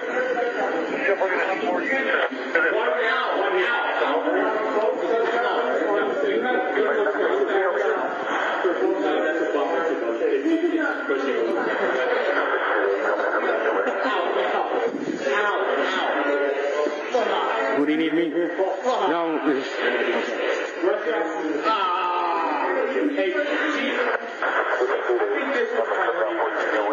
You want a BBM? Hell yeah, please.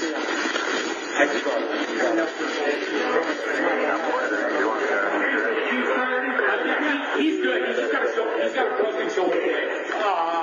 This is how. Repeat your information. Find her out.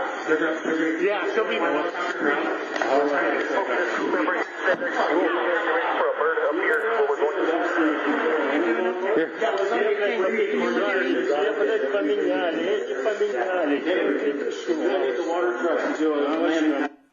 Officer LaFleur, tell us what you're doing now and why. I looked over and I seen that they were getting the oxygen tank out. Noticed that they were using on a bag valve mask, which was more appropriate for that situation than the one that goes around their face. I'm just helping them, doing as much as I can to help. So give us a little bit more information. What causes you to believe that the bag valve mask is...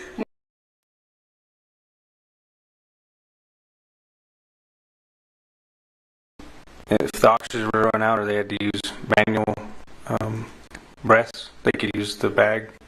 The other one is just something that's over their face. Okay. And what made you think that the bag valve mask was more appropriate? Nothing really. I just believe that's more, I don't know. Officer LaFleur, are you trained in life-saving measures? To an extent, yes. Okay. Was it anything about your training that caused you to think that that would be more appropriate? It's just what we've been trained with versus the one that was already on her. Okay.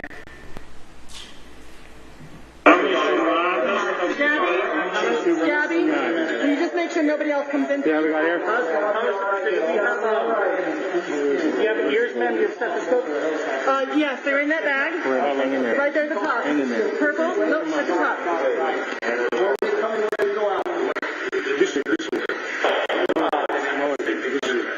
Helena. Is anybody allowed to go with her in the helicopter? No.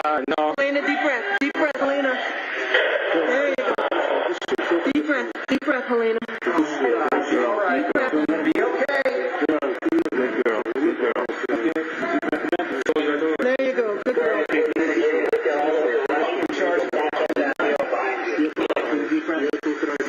Deep breath.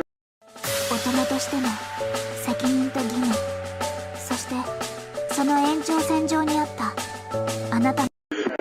You guys pack it? No. What do you guys need? I just need another dog tag. Something for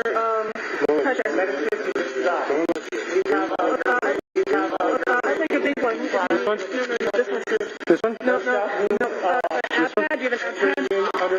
Yeah.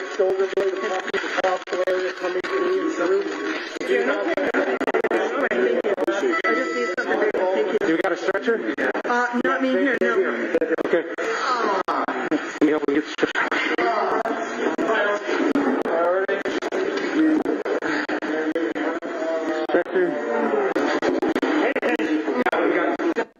What are you doing now? Just trying to stay busy, help clear the way for the stretcher, the ambulances here. Thank you. Here's priority number 1. Let's start clearing all this out of this. We'll get it right in here and get it out. All right, you got air flight en route. Not calling me here. We can get some Helena? Helena? This is Helena Hutchinson.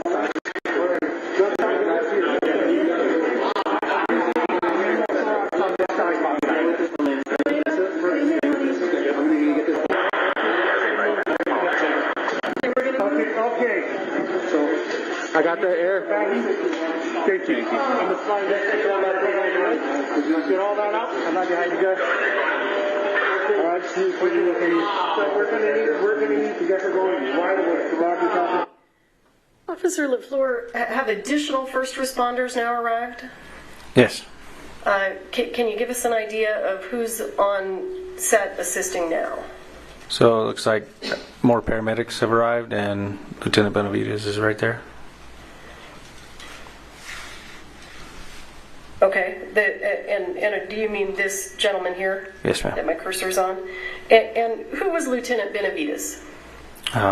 He was our day shift lieutenant at the time. Was he a supervisor? Yes, ma'am. We got a through and through on her. We went through and through on her, through the chest, and then you got one in the arm over there.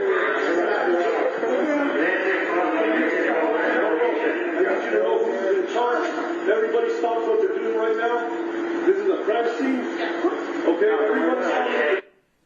Whose voice is that we're hearing? Lieutenant Benavides.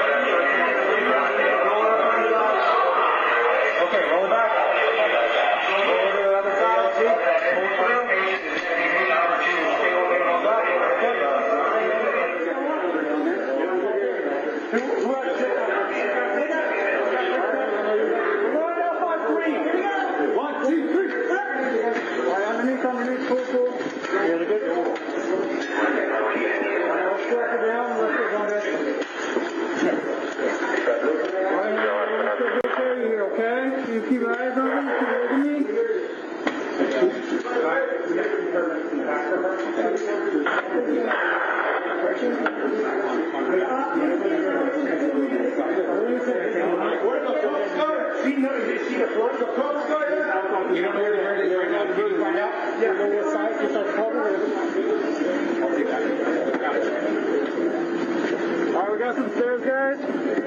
On the first step.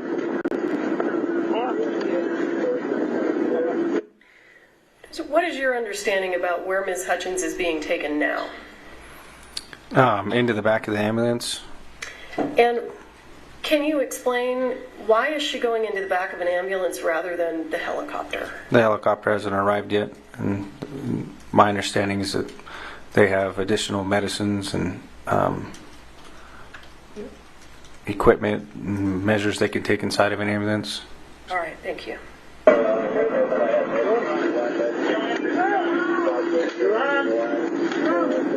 Disconnect there. You got it? Hey, can you take over that?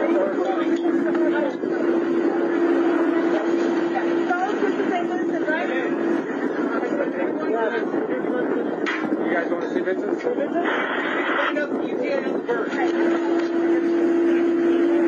32 Santa Fe, what's ETA on the bird?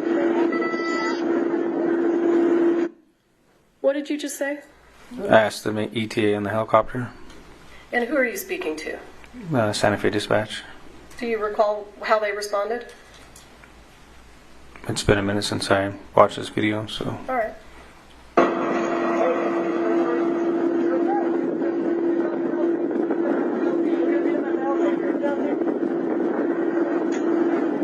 Oh, we got the bird right here.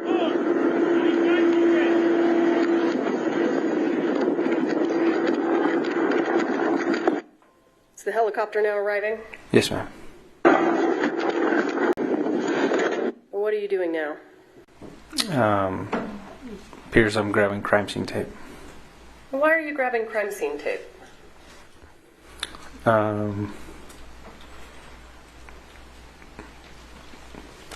To start the crime scene. I don't know if anybody had told me to grab the tape yet, but I knew we needed to start one. So. You felt that you needed to put up crime scene tape. Yes, ma'am. Or somebody may have asked for it. What's that? I'm sorry. Or somebody may have asked me for it. I'm just not too sure. Okay. And what's crime scene tape used for? To mark the perimeter or the inner perimeter of essentially a crime scene which they want to tape off and only allow certain people in and out. Okay. And was that an issue in this scene? The crime scene? Well, cordoning off the crime scene, was that an issue here? Yeah, it was a unique situation because of the you can't really tie crime scene tape to nothing. So I think at one point they actually used our patrol units as to tie the tape around and go to the next one. And why is it important to cordon that off? Just for evidence purposes. And allow only certain people in and out, because at this point we didn't know what was going on. So. And were there people in that area that were not first responders? Yes. Approximately how many, if you recall? I don't know. I couldn't give you a number really. There was just a lot of people on the outside that I hadn't seen originally inside the church. So. Okay, and did you know who those people were? No. Okay.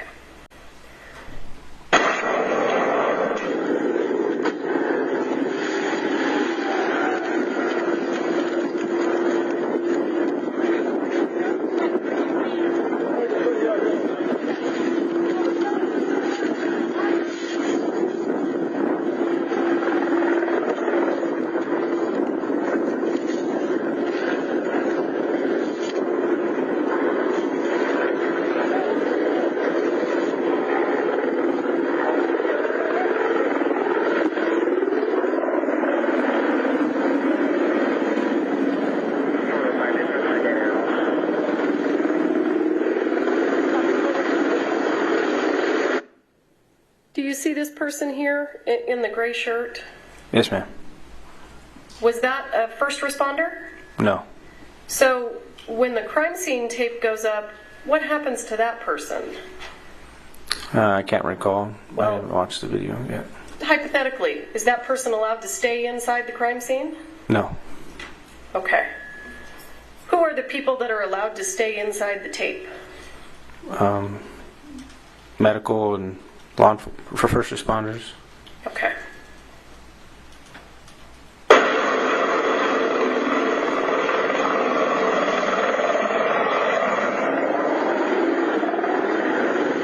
We need Chief. I'm radio in for my command for my mind. Tell you guys, this was in the middle of a shot, and I have live ordnance on the ceiling up there. It's safe. Okay. But it is here, right above here. Okay. Right there, that's... Okay. And if you get to the point where you say you want me to move... All right. All my guys... Okay. Where's the bird? It's right here. Okay.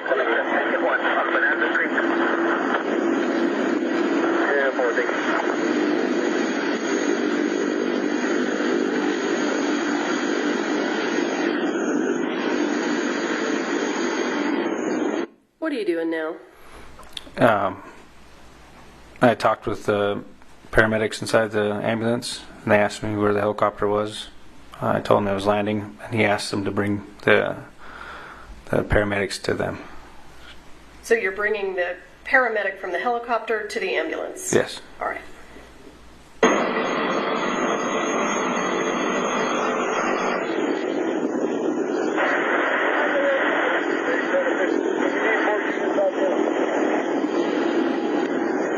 We got approximately 23-year-old female in the back of the ambulance right now. Gunshot underneath the right arm. Went through all the way to the back left. Can you carry this back for you, sir? I got it. You got it?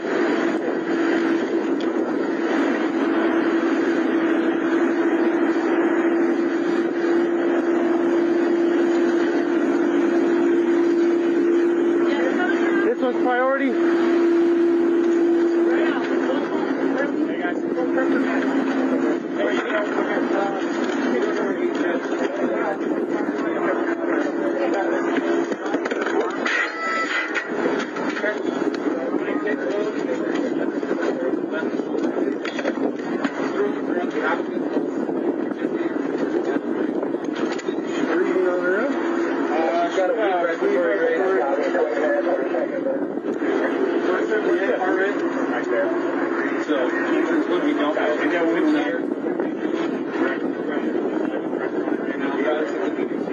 Guys, just get a couple IDs. I don't care whether they're IOs or not.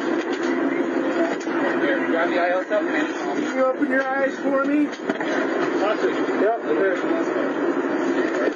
I have to work on the IO. I'm going to come around. Yep, that's it.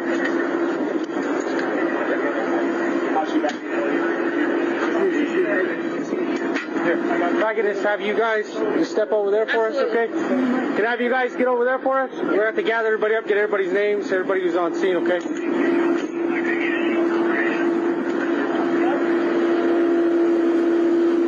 What are you doing now? Just trying to think what's next. I think I'm putting one of the pilot's headgear inside the ambulance on the other side of the door. Why are you telling those people to move? Just to start to gather people up because they're just standing around the church where the said incident happened. Why didn't you do that when you initially got there? Just went in and made sure that medical that people were receiving medical treatment, and then slowly go with the flow, see what it could do next. Are you trained to take action to save lives before moving witnesses around? Yes, ma'am.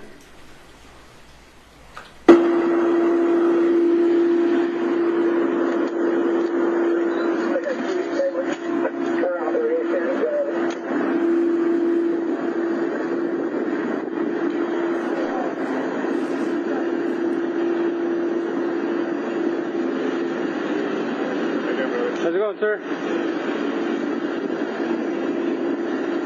I believe you guys will be taking this one. In the bird then? Did she go in the bird? No, not yet. They're in IVs, getting IO, and then they're going to take in the bird. They're coming out, watch yourself. They're moving in from this one? Yeah. There's a couple of them still. Is that your truck? Going up on the trip? And whose jacket is that? Joel's? Okay. It's got his phone. It's careful, it is bloody. Okay. It's got his phone, it's got his other stuff in it. Okay, well, we're going to just keep it here. So, His phone? Officer LaFleur, this woman who's speaking right now, she's not a police officer, right? No. Was she employed with the fire department? No, she was their set medic, I'm guessing. When you say set medic, do you mean she's the medic on the movie set? Yes, ma'am. Yeah, he was wearing it. Well, where's his phone at? I don't know. Do you have any idea why movie sets would have medical personnel on scene? It's probably for safety reasons. Someone closer than the paramedics or fire department. For safety reasons? Yeah. Phone. Anybody have Joel's phone? Yeah. All right, gentlemen. How can we help you? I just need your IDs, and then have you guys step outside and wait for the investigators to get here. Okay? Okay, cool. Any idea who these guys are? Just more people involved with the movie set. Movie set employees? Yeah. Is that your impression? Yes, ma'am. And who's the props guy? Who's in charge of props? She has green and purple hair. You can't miss her. Okay.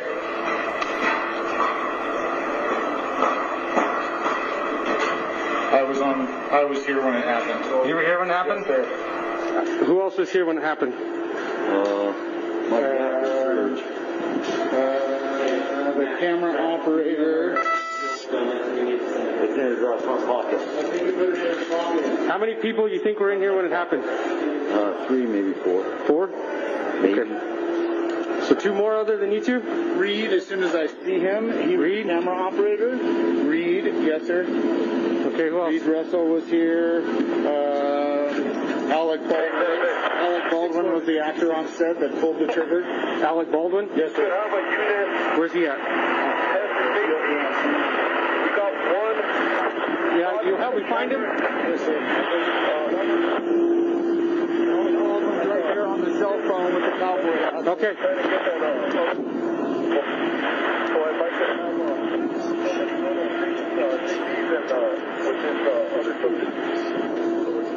How's it going, sir? So my understanding, you were in the room when someone was shot? Holding the gun, yeah. Okay, alrighty. What do you need?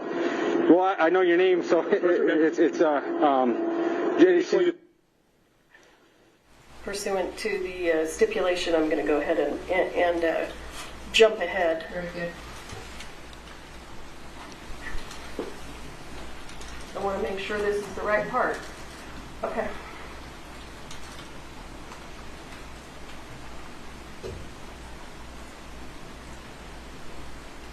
Let me get with my lieutenant and see where we want you to hang out, okay? Whatever you want to do. Yes, sir. All right, give me just a second.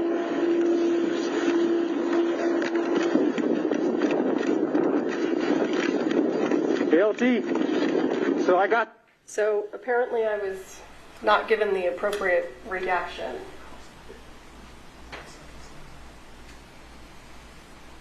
You want me to jump ahead 5 seconds now? What? I need to know what to do, or I just press play. What do I do?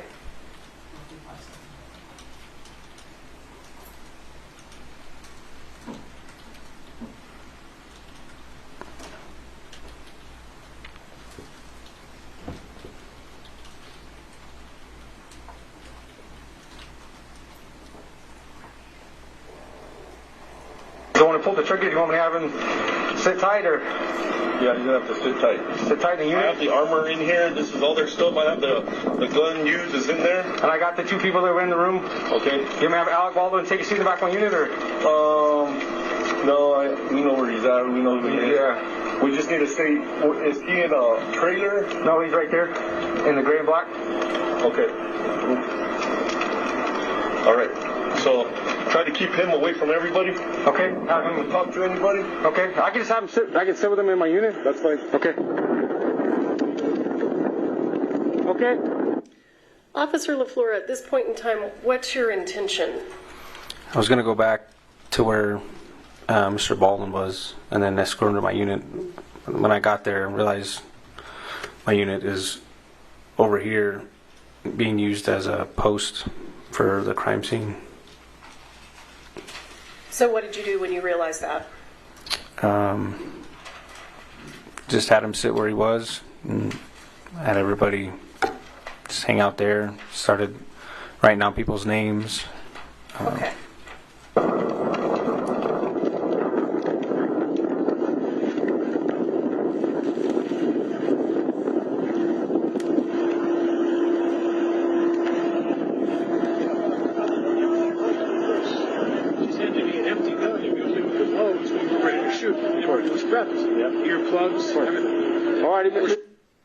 What are these people doing? Seems like they're talking about what happened.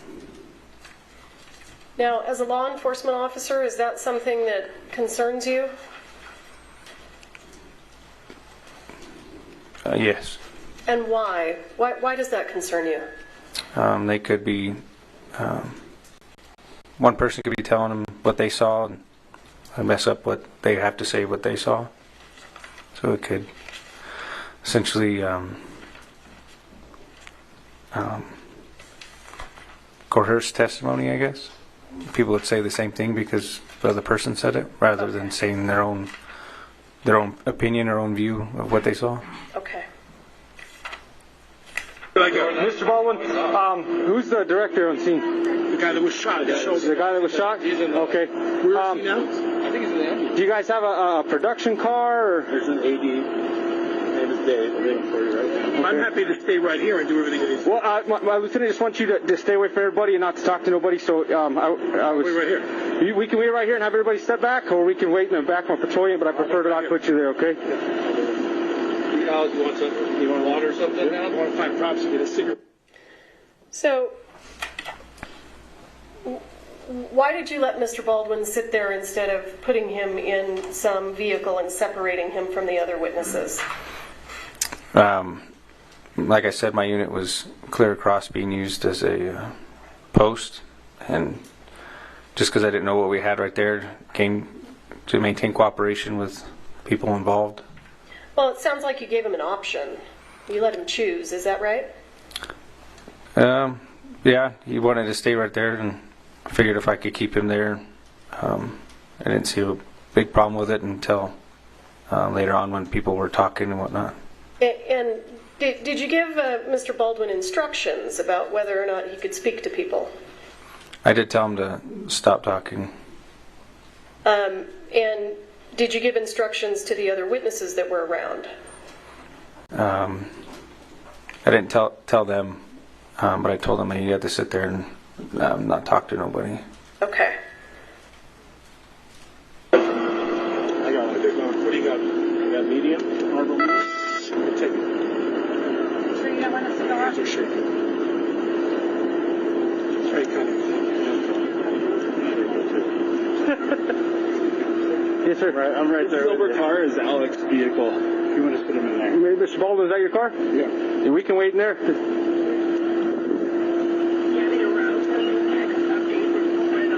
You want me to stay here? We can wait in your car if you want to. I can't smoke in the car. Oh, okay. Yeah, we can wait. Hang out right here then. Is Joe gone? They both gone? Well, they're still working on the female. If you haven't seen the helicopter take off, then they're not gone yet.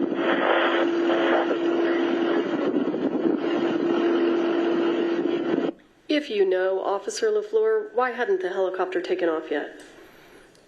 I don't know exactly why, but my guess is they have to stabilize the patient before they can put him in the air. In the air, okay.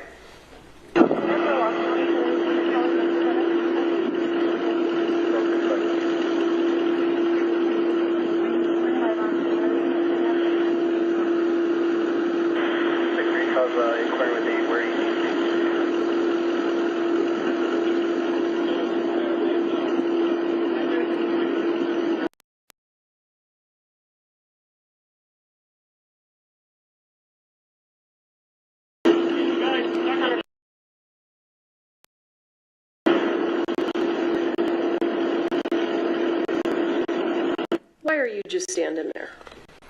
Just standing with Mr. Baldwin, allowing him to smoke a cigarette, making sure. And why is it important for you to be standing there? Essentially, he's detained, not free to leave, so I'm there with him.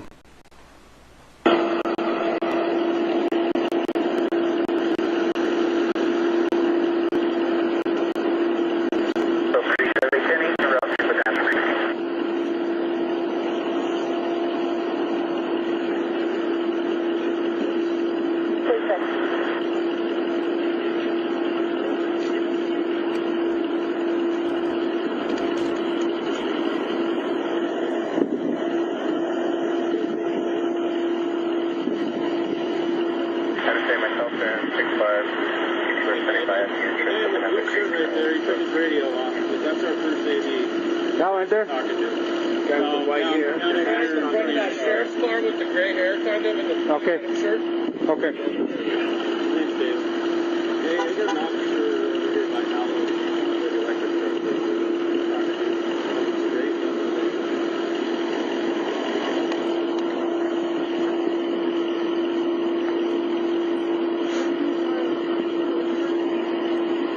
Why do you have these two gentlemen standing over there that we can see? What is there something important about them? The guy in the gray I had him stand over there because he was inside the room when I had first got at the church, and the other guy in the brown apparently was in the church too. So I just wanted everybody who was in the church in one area so we could easily be found. So you wanted everyone that was in the church in one area? Yes, ma'am. And are we looking at that area? To the left of Baldwin is where the majority of everybody was, yes. Okay. And those were the witnesses that were in the church? From what I was told, yes. Okay. So, Mr. Baldwin, how many people were in the room when it happened? Crew? Got some people, but a lot of the crews outside, inside that building, small. He'll tell you. Okay. He's the one that knows what was going on. He's asking how many people were in the room at the time. How's it going, sir? Deputy LaFleur. How many people were in the room at the time? 6? Officer LaFleur, who's this gentleman who's speaking now in the blue jean shirt? From what I was told, he was one of the other directors. 6 or 7? I need a definite answer. I don't know. Okay. So I got 1 here, the 2 that were injured, that makes 3, and then these 2 gentlemen, 4 or 5. So who would be the other 2? Yeah, I just got Ross. More than 6?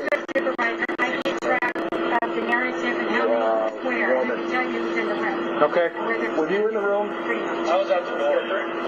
You were at the door? Can I get your ID? Do you know whether or not the person in the jean shirt was inside the church and witnessed the incident? I do not know. Okay, why don't you come on over to the back of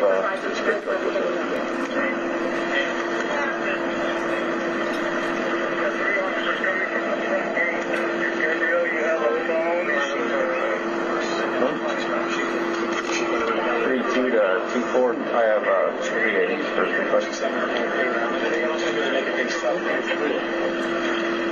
Just really just yelling at everybody and screaming Oh, he was inside. Does it appear to you that Mr. Baldwin is speaking to the other witnesses? I think he was talking about who would know who's in the room. Okay. I can't really hear it. And then apparently the guy's son was working there as well. Okay. Is this an ideal way to separate someone from witnesses? After looking at it, probably not, but that's what happened. Okay. Understood. You arrived at the door? Do you have an ID on you, sir?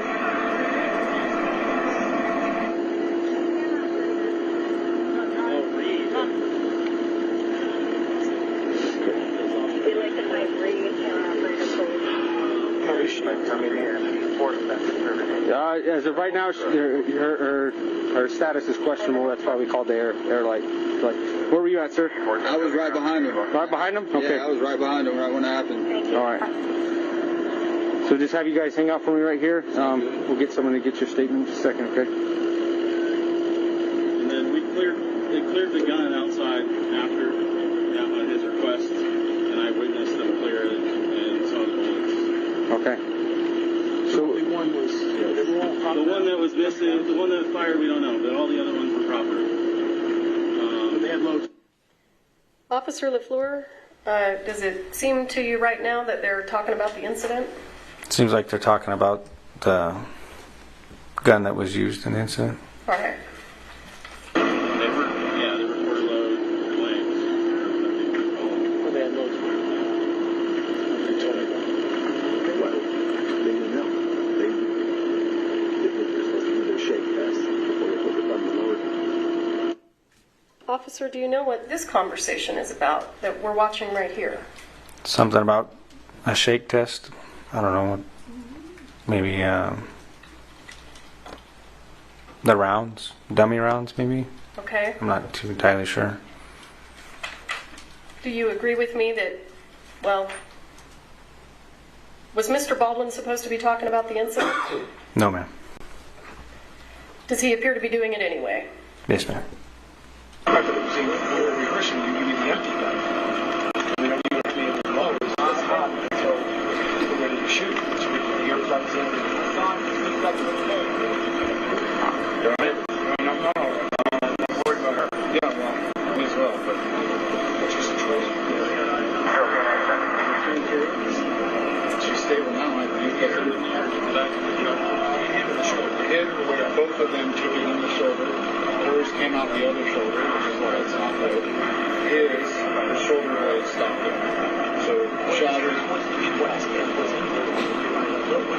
There's basically a rod, it's a blank, but the because I think it was based on the sound of how much ringing I had. I think it was a half.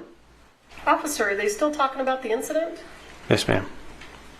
Is there a reason that you didn't stop them since you told them not to? I think as time goes on, I tell them to stop.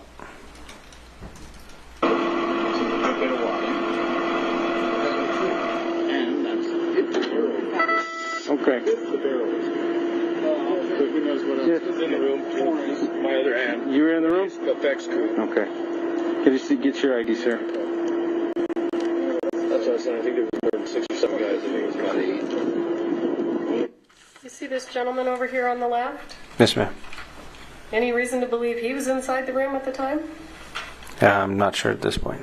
Okay.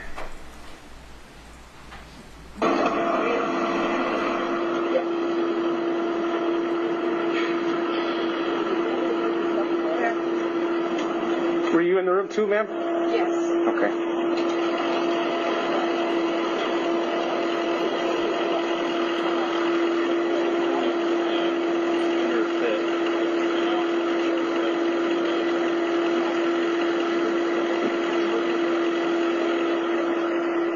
She was breathing. She had clear lungs.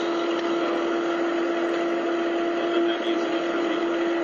But he potentially has got air in his right. It's not speculative. Where did he take it up? He took it to the right shoulder. His right shoulder blade stopped it, but they're hearing stuff in his right. And where did she went after that? Did they take him as he got? As soon as they were allowed to. So they'll stabilize both. And then once the sheriff says you're good to go, they'll let them go. She's going to you. So she basically they're trying to stabilize her vital signs enough for the flight and administer any kind of narcotics or anything they need. But then that may be. Then they'll load her up in the helicopter and they'll fly her there. I believe the other ambulance is on the other side, and he seems to be doing better than she was. So Absolutely. they might drive him in an ambulance. I heard him wave off the other car, so. And where did they take her? She went after the back of the head. Both of them took it in the shoulder. When I was up in Joel, I didn't see nothing on him before they put me out. You just went over. Yeah, I ran out. I came back and accused me. I was hoping I didn't see nothing. I was asking if he was all right. He couldn't hear me. You and him at the trauma hospital. Still at St. Vincent's. They're both trauma ones. So. Thanks for the information. I was curious. Yes, ma'am.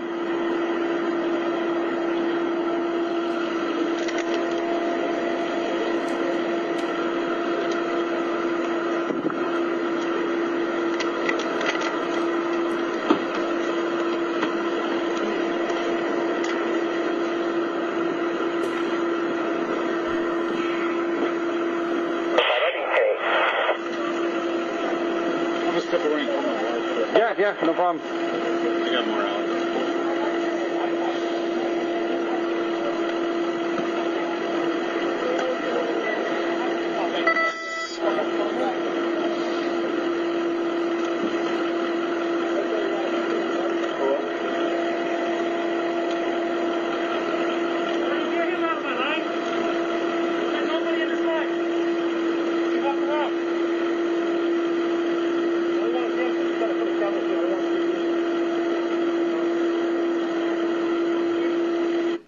Officer LaFleur, have more first responders now arrived? Off to your right, you can see. There it is. Off to your right, you can see more patrol units showing up. This deputy showed up, but this corporal had been there for a minute. And approximately how long have you now been on scene? According to my body cam, a little over 25 minutes. Okay.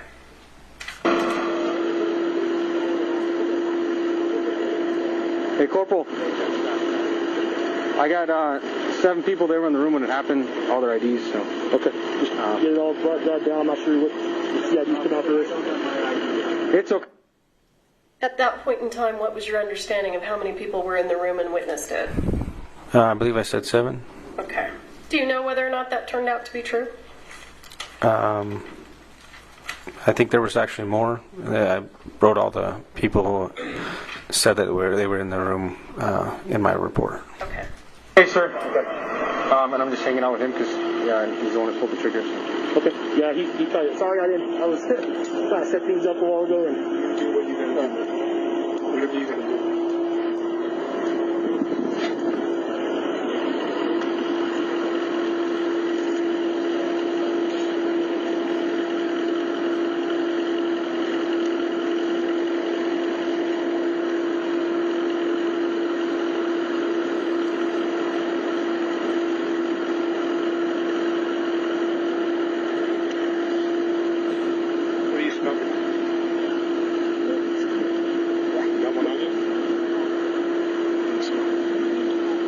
You got a notepad, Freddie? All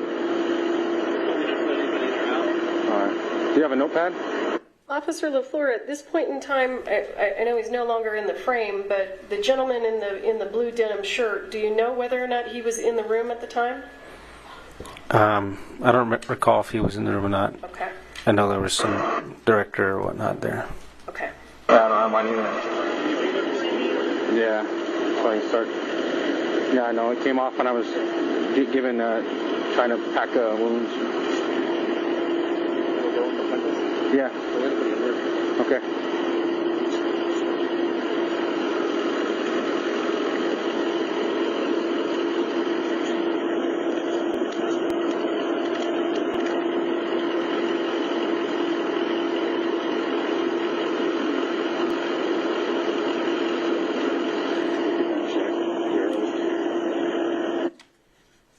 Officer LaFleur, does it look like Mr. Baldwin is speaking to a potential witness?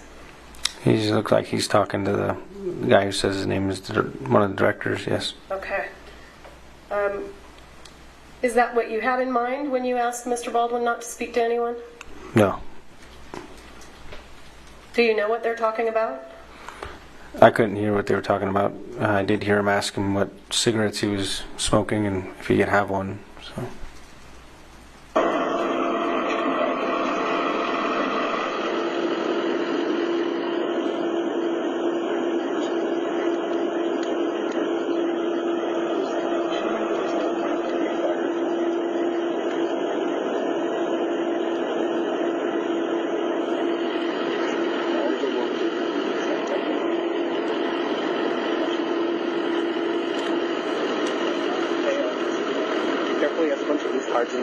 Oh, geez. All right. Or do you want to just try some pages off? No, because I'm going to be writing quite a bit. Everybody was in the room. I mean, I have my phone on me. Yeah. It's all right. I'll just, yeah, all right now.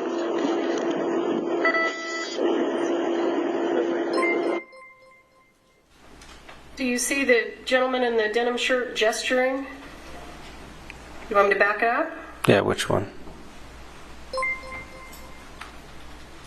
Are we talking about this gentleman? Yeah.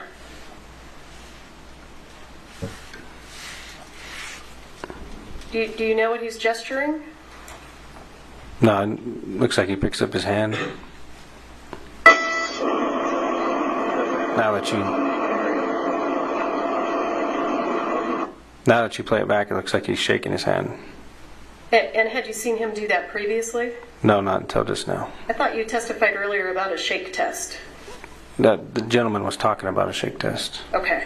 But I had not seen the director do it until reviewing the footage now. Okay. My eyes aren't always exactly where the body cam's pointed, so. Absolutely. When you tell people not to talk about the incident, do you have an expectation that they'll follow your instructions? Yes, ma'am. Does it look like they're following your instructions? No, ma'am. Okay. Officer LaFleur, I'm going to stop the video there. What else did you do on scene that day? I helped essentially just wait with other witnesses, I guess, or people that wanted to give a statement or they needed a statement from at a different location. It was their base camp, is what they called it. So you needed to take statements from people that were at another location? Is that what you said? No, we took people from essentially where we had them, and they took them down to their base camp, and that's where they started interviews. And the people that you take to base camp, are those the same people that we see here in the video? I believe so. Those people, and I don't know how many people they ended up interviewing. At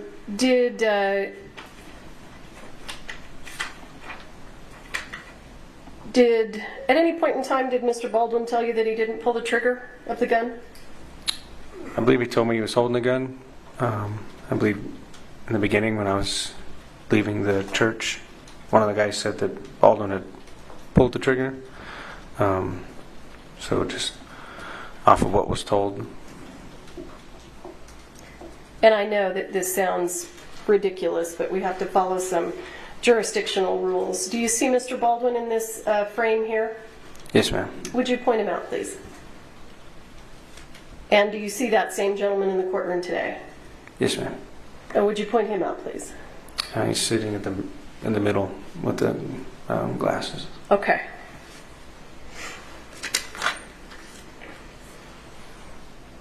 Anything else that you did of import that you can think of that you think the jury should hear about? I think that's about it. How long were you on scene, if you recall? From when I got there was, I don't know, about 10 hours maybe or so. I was there until dark. You were there for 10 hours? Yeah, until they were done interviewing people. Is that typical? It is if that's what they need to be done. So. Okay.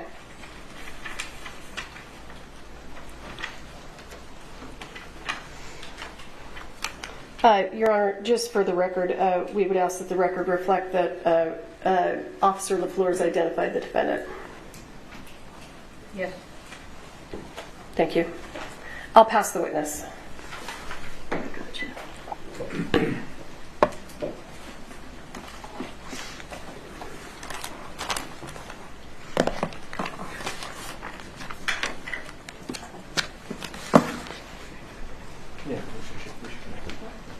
May I proceed?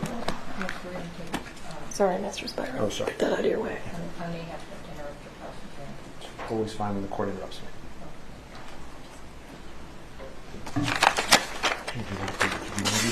Sorry.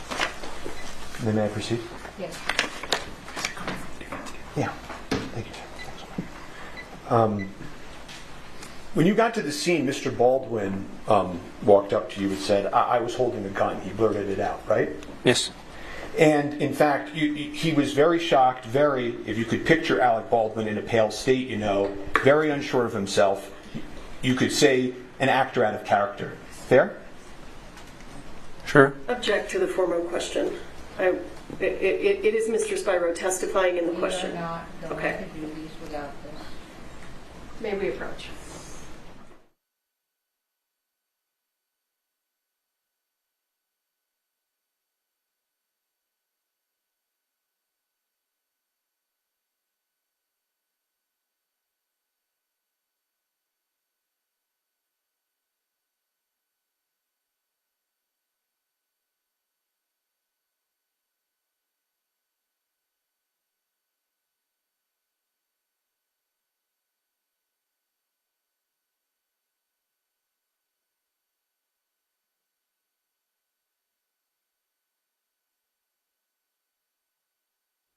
When you saw Mr. Baldwin, he looked very shocked. If you could picture Mr. Baldwin in a pale state, like unsure of himself, you could say an actor out of character. Is that a fair description? Sure. And he said to you, I'm here, whatever you want to do, right? Yes. He said to you at one point, where should I go? Right? Yes. And he also pointed out to you who the director was on scene who was hit in the shoulder, right? I believe so. He asked, inquired about him. And he also asked you how she was doing, right? Meaning Miss Hutchins, right? Yes. I don't remember you being asked about that on direct, were you? And you mean asked by that by the state? Yeah. Objection relevance? Overruled. So I want to take a step back. The dispatch that came over to your radio, sir, before you got to the scene was a dispatch for an accidental shooting by a prop gun, correct? I believe that's what was told to me, yes. Okay. And you've testified to that previously, right? Yes. Okay, and the dispatch report, you know that you received that wording, accidental discharge, several times, right? I believe so. Okay. So I want to ask you, how come when you described it today in court, how come you didn't include the word accident when you testified before this jury? I'm not one to say if it was an accident or not. Just there to initially respond to it, and then the detectives determine whether or not it was an accident. Well, sure, but every other time you've been asked about this, you've said it was an accident. And now today at the trial of Alec Baldwin, when you're talking to this jury, you left that word out. Isn't that true? Not intentionally, no. Did you meet with the prosecutors before you testified here today? Just briefly in the room outside. For them to tell me who was in order of what witness. You've discussed your testimony previously with Ms. Morrissey, correct? Before today? Just in a pre-trial interview, yes. I love competing with other athletes and for my country. It means a lot to have teachers passed a law and told you had to wear your lapel, right? Yes.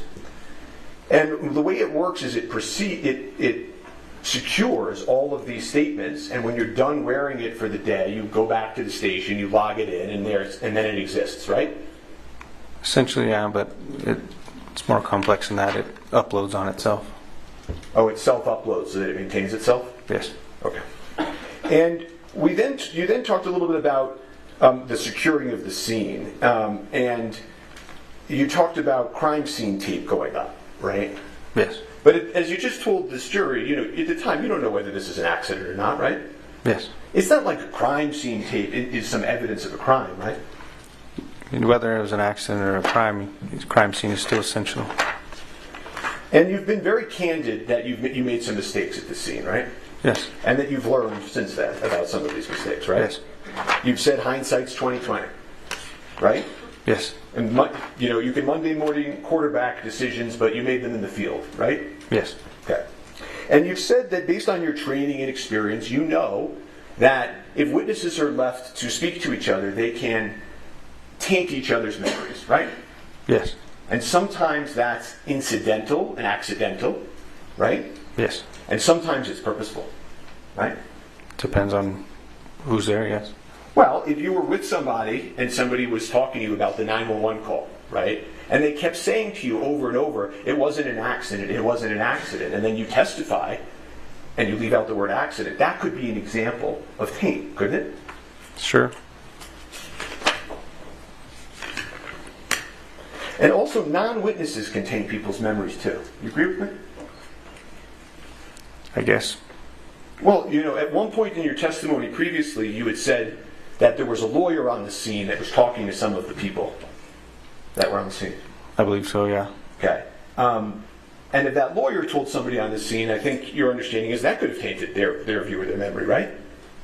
Essentially, yes. Mr. Baldwin never asked to speak to that lawyer, did he? Not to my recollection.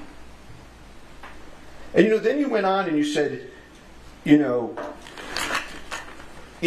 that you had told Mr. Baldwin not to speak to the other witnesses. Do you remember that testimony? Yes.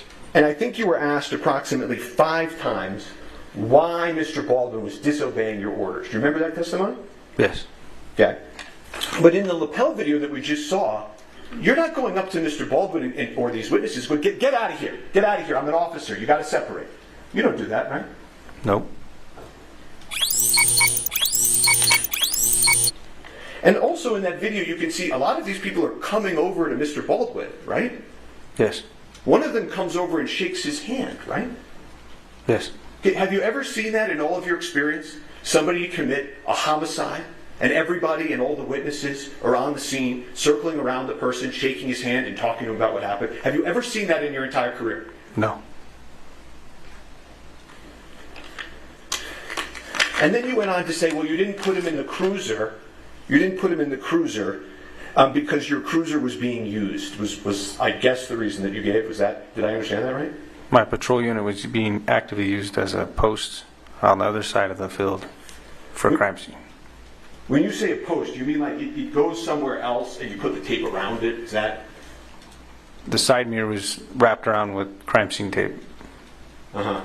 I mean, there were also another dozen officers on the scene that day that had police cars if they wanted to put Mr. Baldwin in it at any point, right?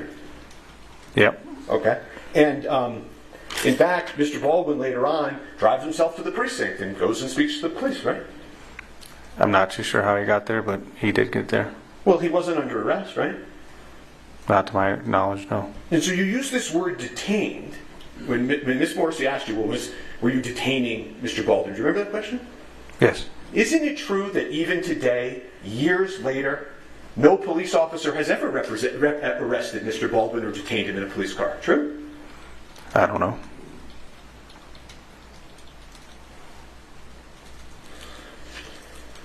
The police department, the Santa Fe Police Department, has never arrested Mr. Baldwin. Not the Santa Fe Police Department. Question asked and answered.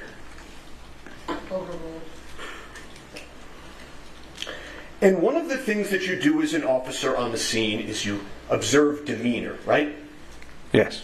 And you spent 10 hours on the scene, I think I heard you say, right? Yes. You got to see the people of Rust that day live, right? Yes. And the truth of the matter is that you took it as a way how everybody was acting, and that the individual who claimed to have been holding the firearm was still there, that there was no, the way he was, his demeanor was that there wasn't any intention behind the act, as you could say. Isn't that true? I wouldn't say there was no intention. I don't know the individual's intentions, but his demeanor was sad, upset. Okay, well, it's not just his demeanor being sad and upset, right? Okay, I'm going to move that to the side. And I understand you're not a mind reader, right? Correct? Yes. Okay. All you can do is look at the people and look at how they're interacting and make your own judgments, right? Yes. Okay, and you do that as a police officer to try to figure out how to interact with a scene. True? Yes. Okay, and isn't it true that the way you took it, how everybody was acting, and that the individual who claimed to have been holding the firearm was still there, that there was the way he was, his demeanor was that there wasn't any intention behind the act, as you could say. Isn't that true? Again, the wording you're using, I wouldn't say I had any clue of whose intention was what, but he was sad and upset. Okay, well, let's play. I'm going to play his statement to that effect. Can you cue that up, please? If that's okay with the court. He's saying he didn't say that he did. I'm going to impeach him. I don't think he said he didn't. Well, you want me to clarify that? Yeah. Okay. Are you claiming that you didn't say that? Rephrase what you said? Sure. Dispatch said it was an accidental shooting by a prop gun. So I didn't know if there was any. I took it as the way how everybody was acting, and that the individual who claimed to have been holding the firearm was still there, that there was the way he was, his demeanor was that there wasn't any intention behind the act, as you could say, Again, I wouldn't say I knew what his intention was. I understand that. What I'm asking you now, okay, is did you in fact say those words that I just asked you? At what time? The Gutierrez or PTI? Yes. I may have. Okay. You don't deny saying that? Here, let's No. if we can. Sure.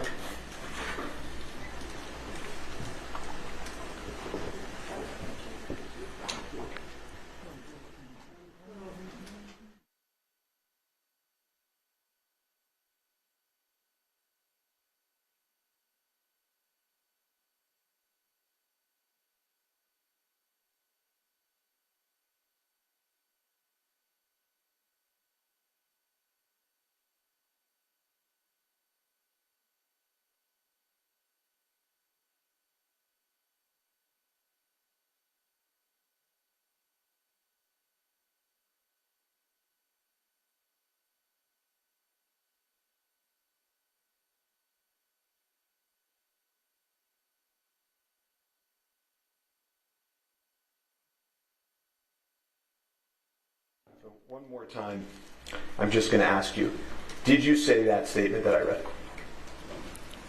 If you're reading the statement and it says my name next to it, then I more likely said it. I just don't recall when.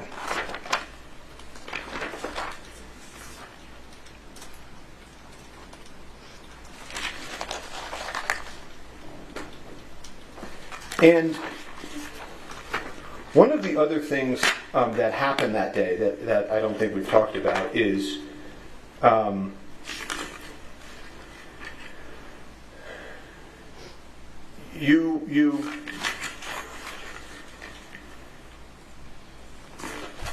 you spoke to a witness who told you that a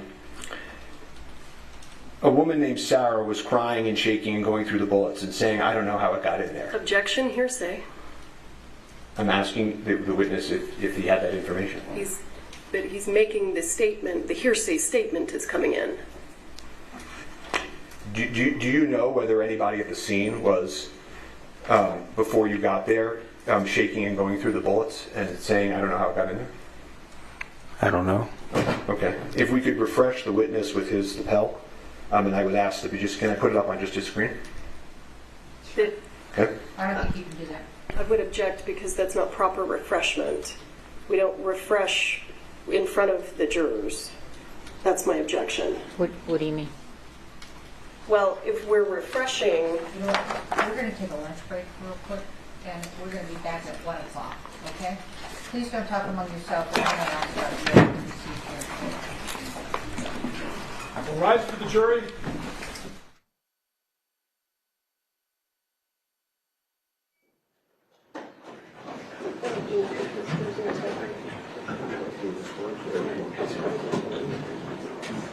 Can you show me how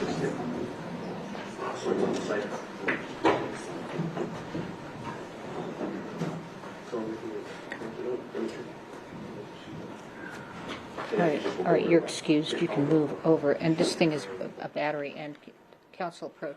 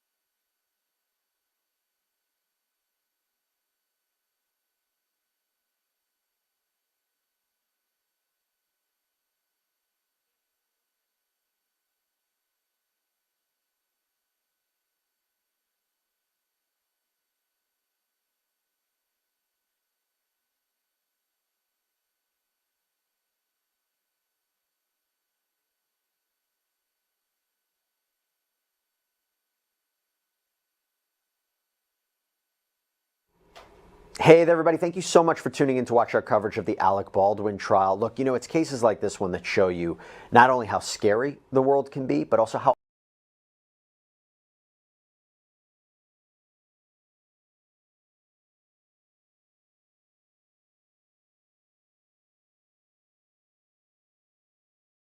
Major breaking news into CNN. Actor Alec Baldwin has just been indicted by a New Mexico grand jury on charges connected to that fatal 2021 shooting on the set of the film Rust. Yeah, CNN's Josh Campbell joining us now on this, along with legal analyst Ariva Martin.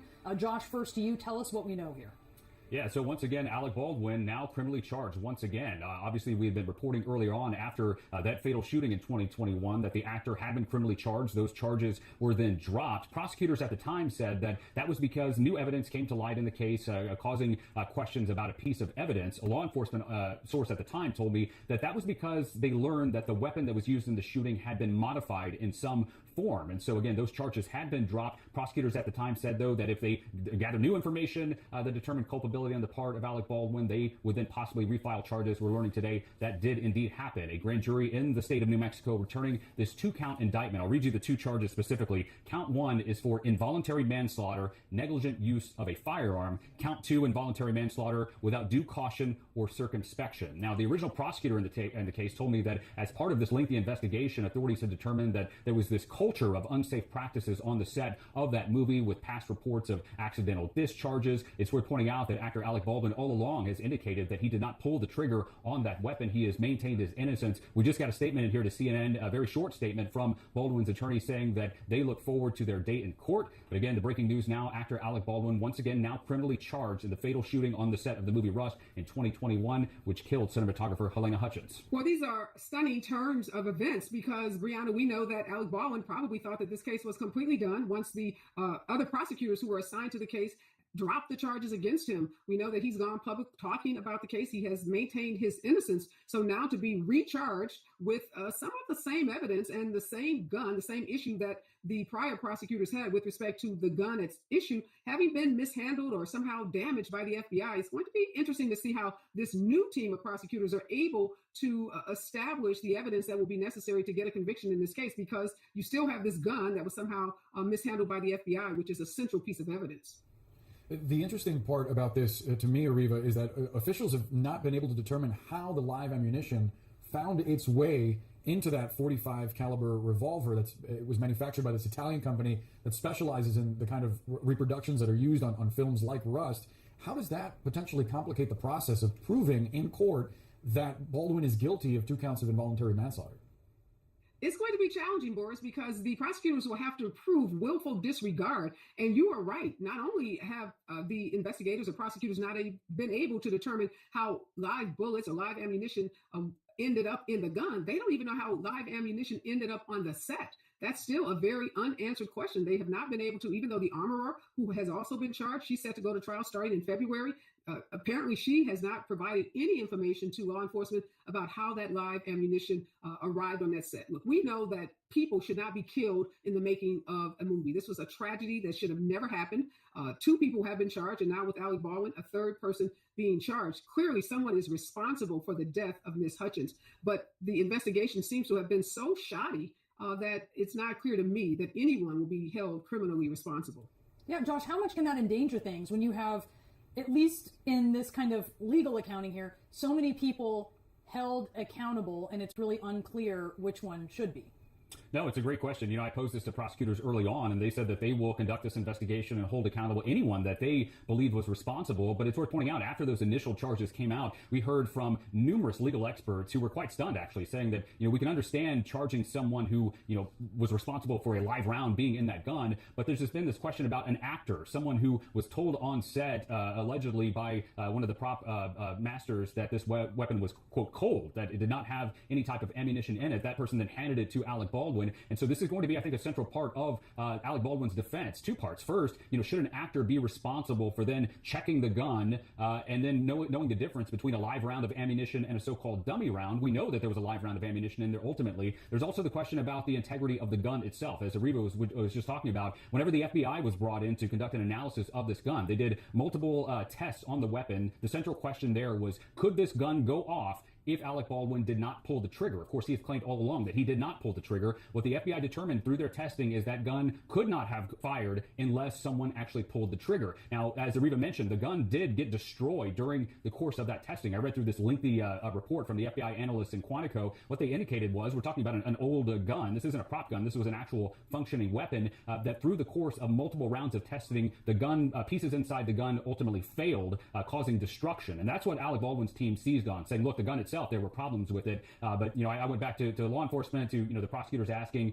They indicated that no, at the time that the weapon was used on that set, analysts believe that it could not have been fired without someone actually pulling the trigger, which I think finally is why, as you look at these charges, this all seems to center around negligence. I mean, it's right in count one, negligent use of a firearm. If you are someone who is in possession of a functioning firearm and you point it at someone and you manipulate that weapon, whether that's the trigger or the hammer on the gun, and it goes off and someone dies, are you responsible? Prosecutors here saying ultimately yes, or I should say a grand jury coming now and saying yes, that Alec Baldwin should be indicted on those criminal charges. Of course, we'll wait and see what happens next in the prosecution. There was always this question about, early on, whether Alec Baldwin would plead to anything. His team was adamant that he wasn't pleading to anything, that he determined or believed that he was innocent of these charges. And again, that statement we just got from his attorney say that they look forward to having their day in court. And then the final point I'll mention, as Ariva centered on, which is so important, is that we're not talking about a separate group of prosecutors from the original team that filed charges. This prosecution has had all kinds of issues. At one point, there was one person who was brought onto the prosecution team. It turned out she was a Republican legislator in New Mexico who was also working on the case. The Baldwin team cried foul. They're saying, look, this probably smacks of politics. And so, bottom line, a new special prosecution team was brought in. She was my friend. Alec Baldwin on camera for the first time since the deadly movie set shooting in New Mexico. I'm not allowed to make any comments because it's an ongoing investigation. I've been ordered by the Sheriff's Department in Santa Fe. I can't answer any questions about the investigation. I can't. In an impromptu interview, the 63-year-old beside his wife Hilaria telling photographers the Rust production will not continue, calling the tragic death of cinematographer Helena Hutchins one in a trillion. There are incidental accidents on film sets from time to time, but nothing like this. This is a one in a trillion episode. It's a one in a trillion event. The actor-producer sharing his concern for Hutchins' family, saying he's talked repeatedly with her husband. He is in shock. He has a 9-year-old son. We are in constant contact with him because we're very worried about his family and his kid. And as I said, we're eagerly awaiting for the Sheriff's Department to tell us what the investigation has yielded. The encounter at times intense and even awkward. Excuse me. Baldwin shooing his wife away at one point. You guys, you know what? No details. Do me a favor. I'm gonna answer the question. The famed 30 Rock actor fired the deadly shot, according to authorities, after he was handed a prop gun mistakenly with a real bullet inside. The assistant director yelling cold gun, meaning it was safe to use. Still, Baldwin defending the production. We were a very, very, well-oiled crew shooting a film together, and then this horrible event happened. A characterization in sharp contrast to what others on the ground have recalled. A source familiar with the matter saying some crew members walked off set shortly before the shooting over safety concerns. But Rust Movies Productions having said previously, we were not made aware of any official complaints concerning weapon or prop safety on set. Baldwin now turning his attention to a broader look at change in the industry. So what has to happen now is we have to realize that when it does go wrong, and it's this horrible catastrophic thing, some new measures have to take place. Rubber guns, plastic guns, no real operants on set. That's not the way to decide. It's urgent. It's urgent that you understand I'm not an expert in this field. So whatever other people decide is the best way to go in terms of protecting people's safety on film sets, I'm all in favor of, and I will cooperate with that in any way that I can. The Baldwin family parting with this plea for privacy. My kids are in the car crying. Emily just joins us from Los Angeles. Emily, do we know why Baldwin decided to speak now?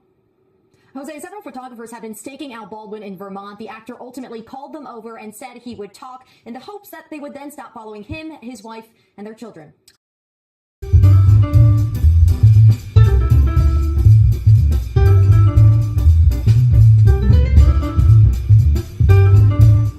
Hey, I'm Alec Baldwin. I've had a home out here on the east end of Long Island since 1982.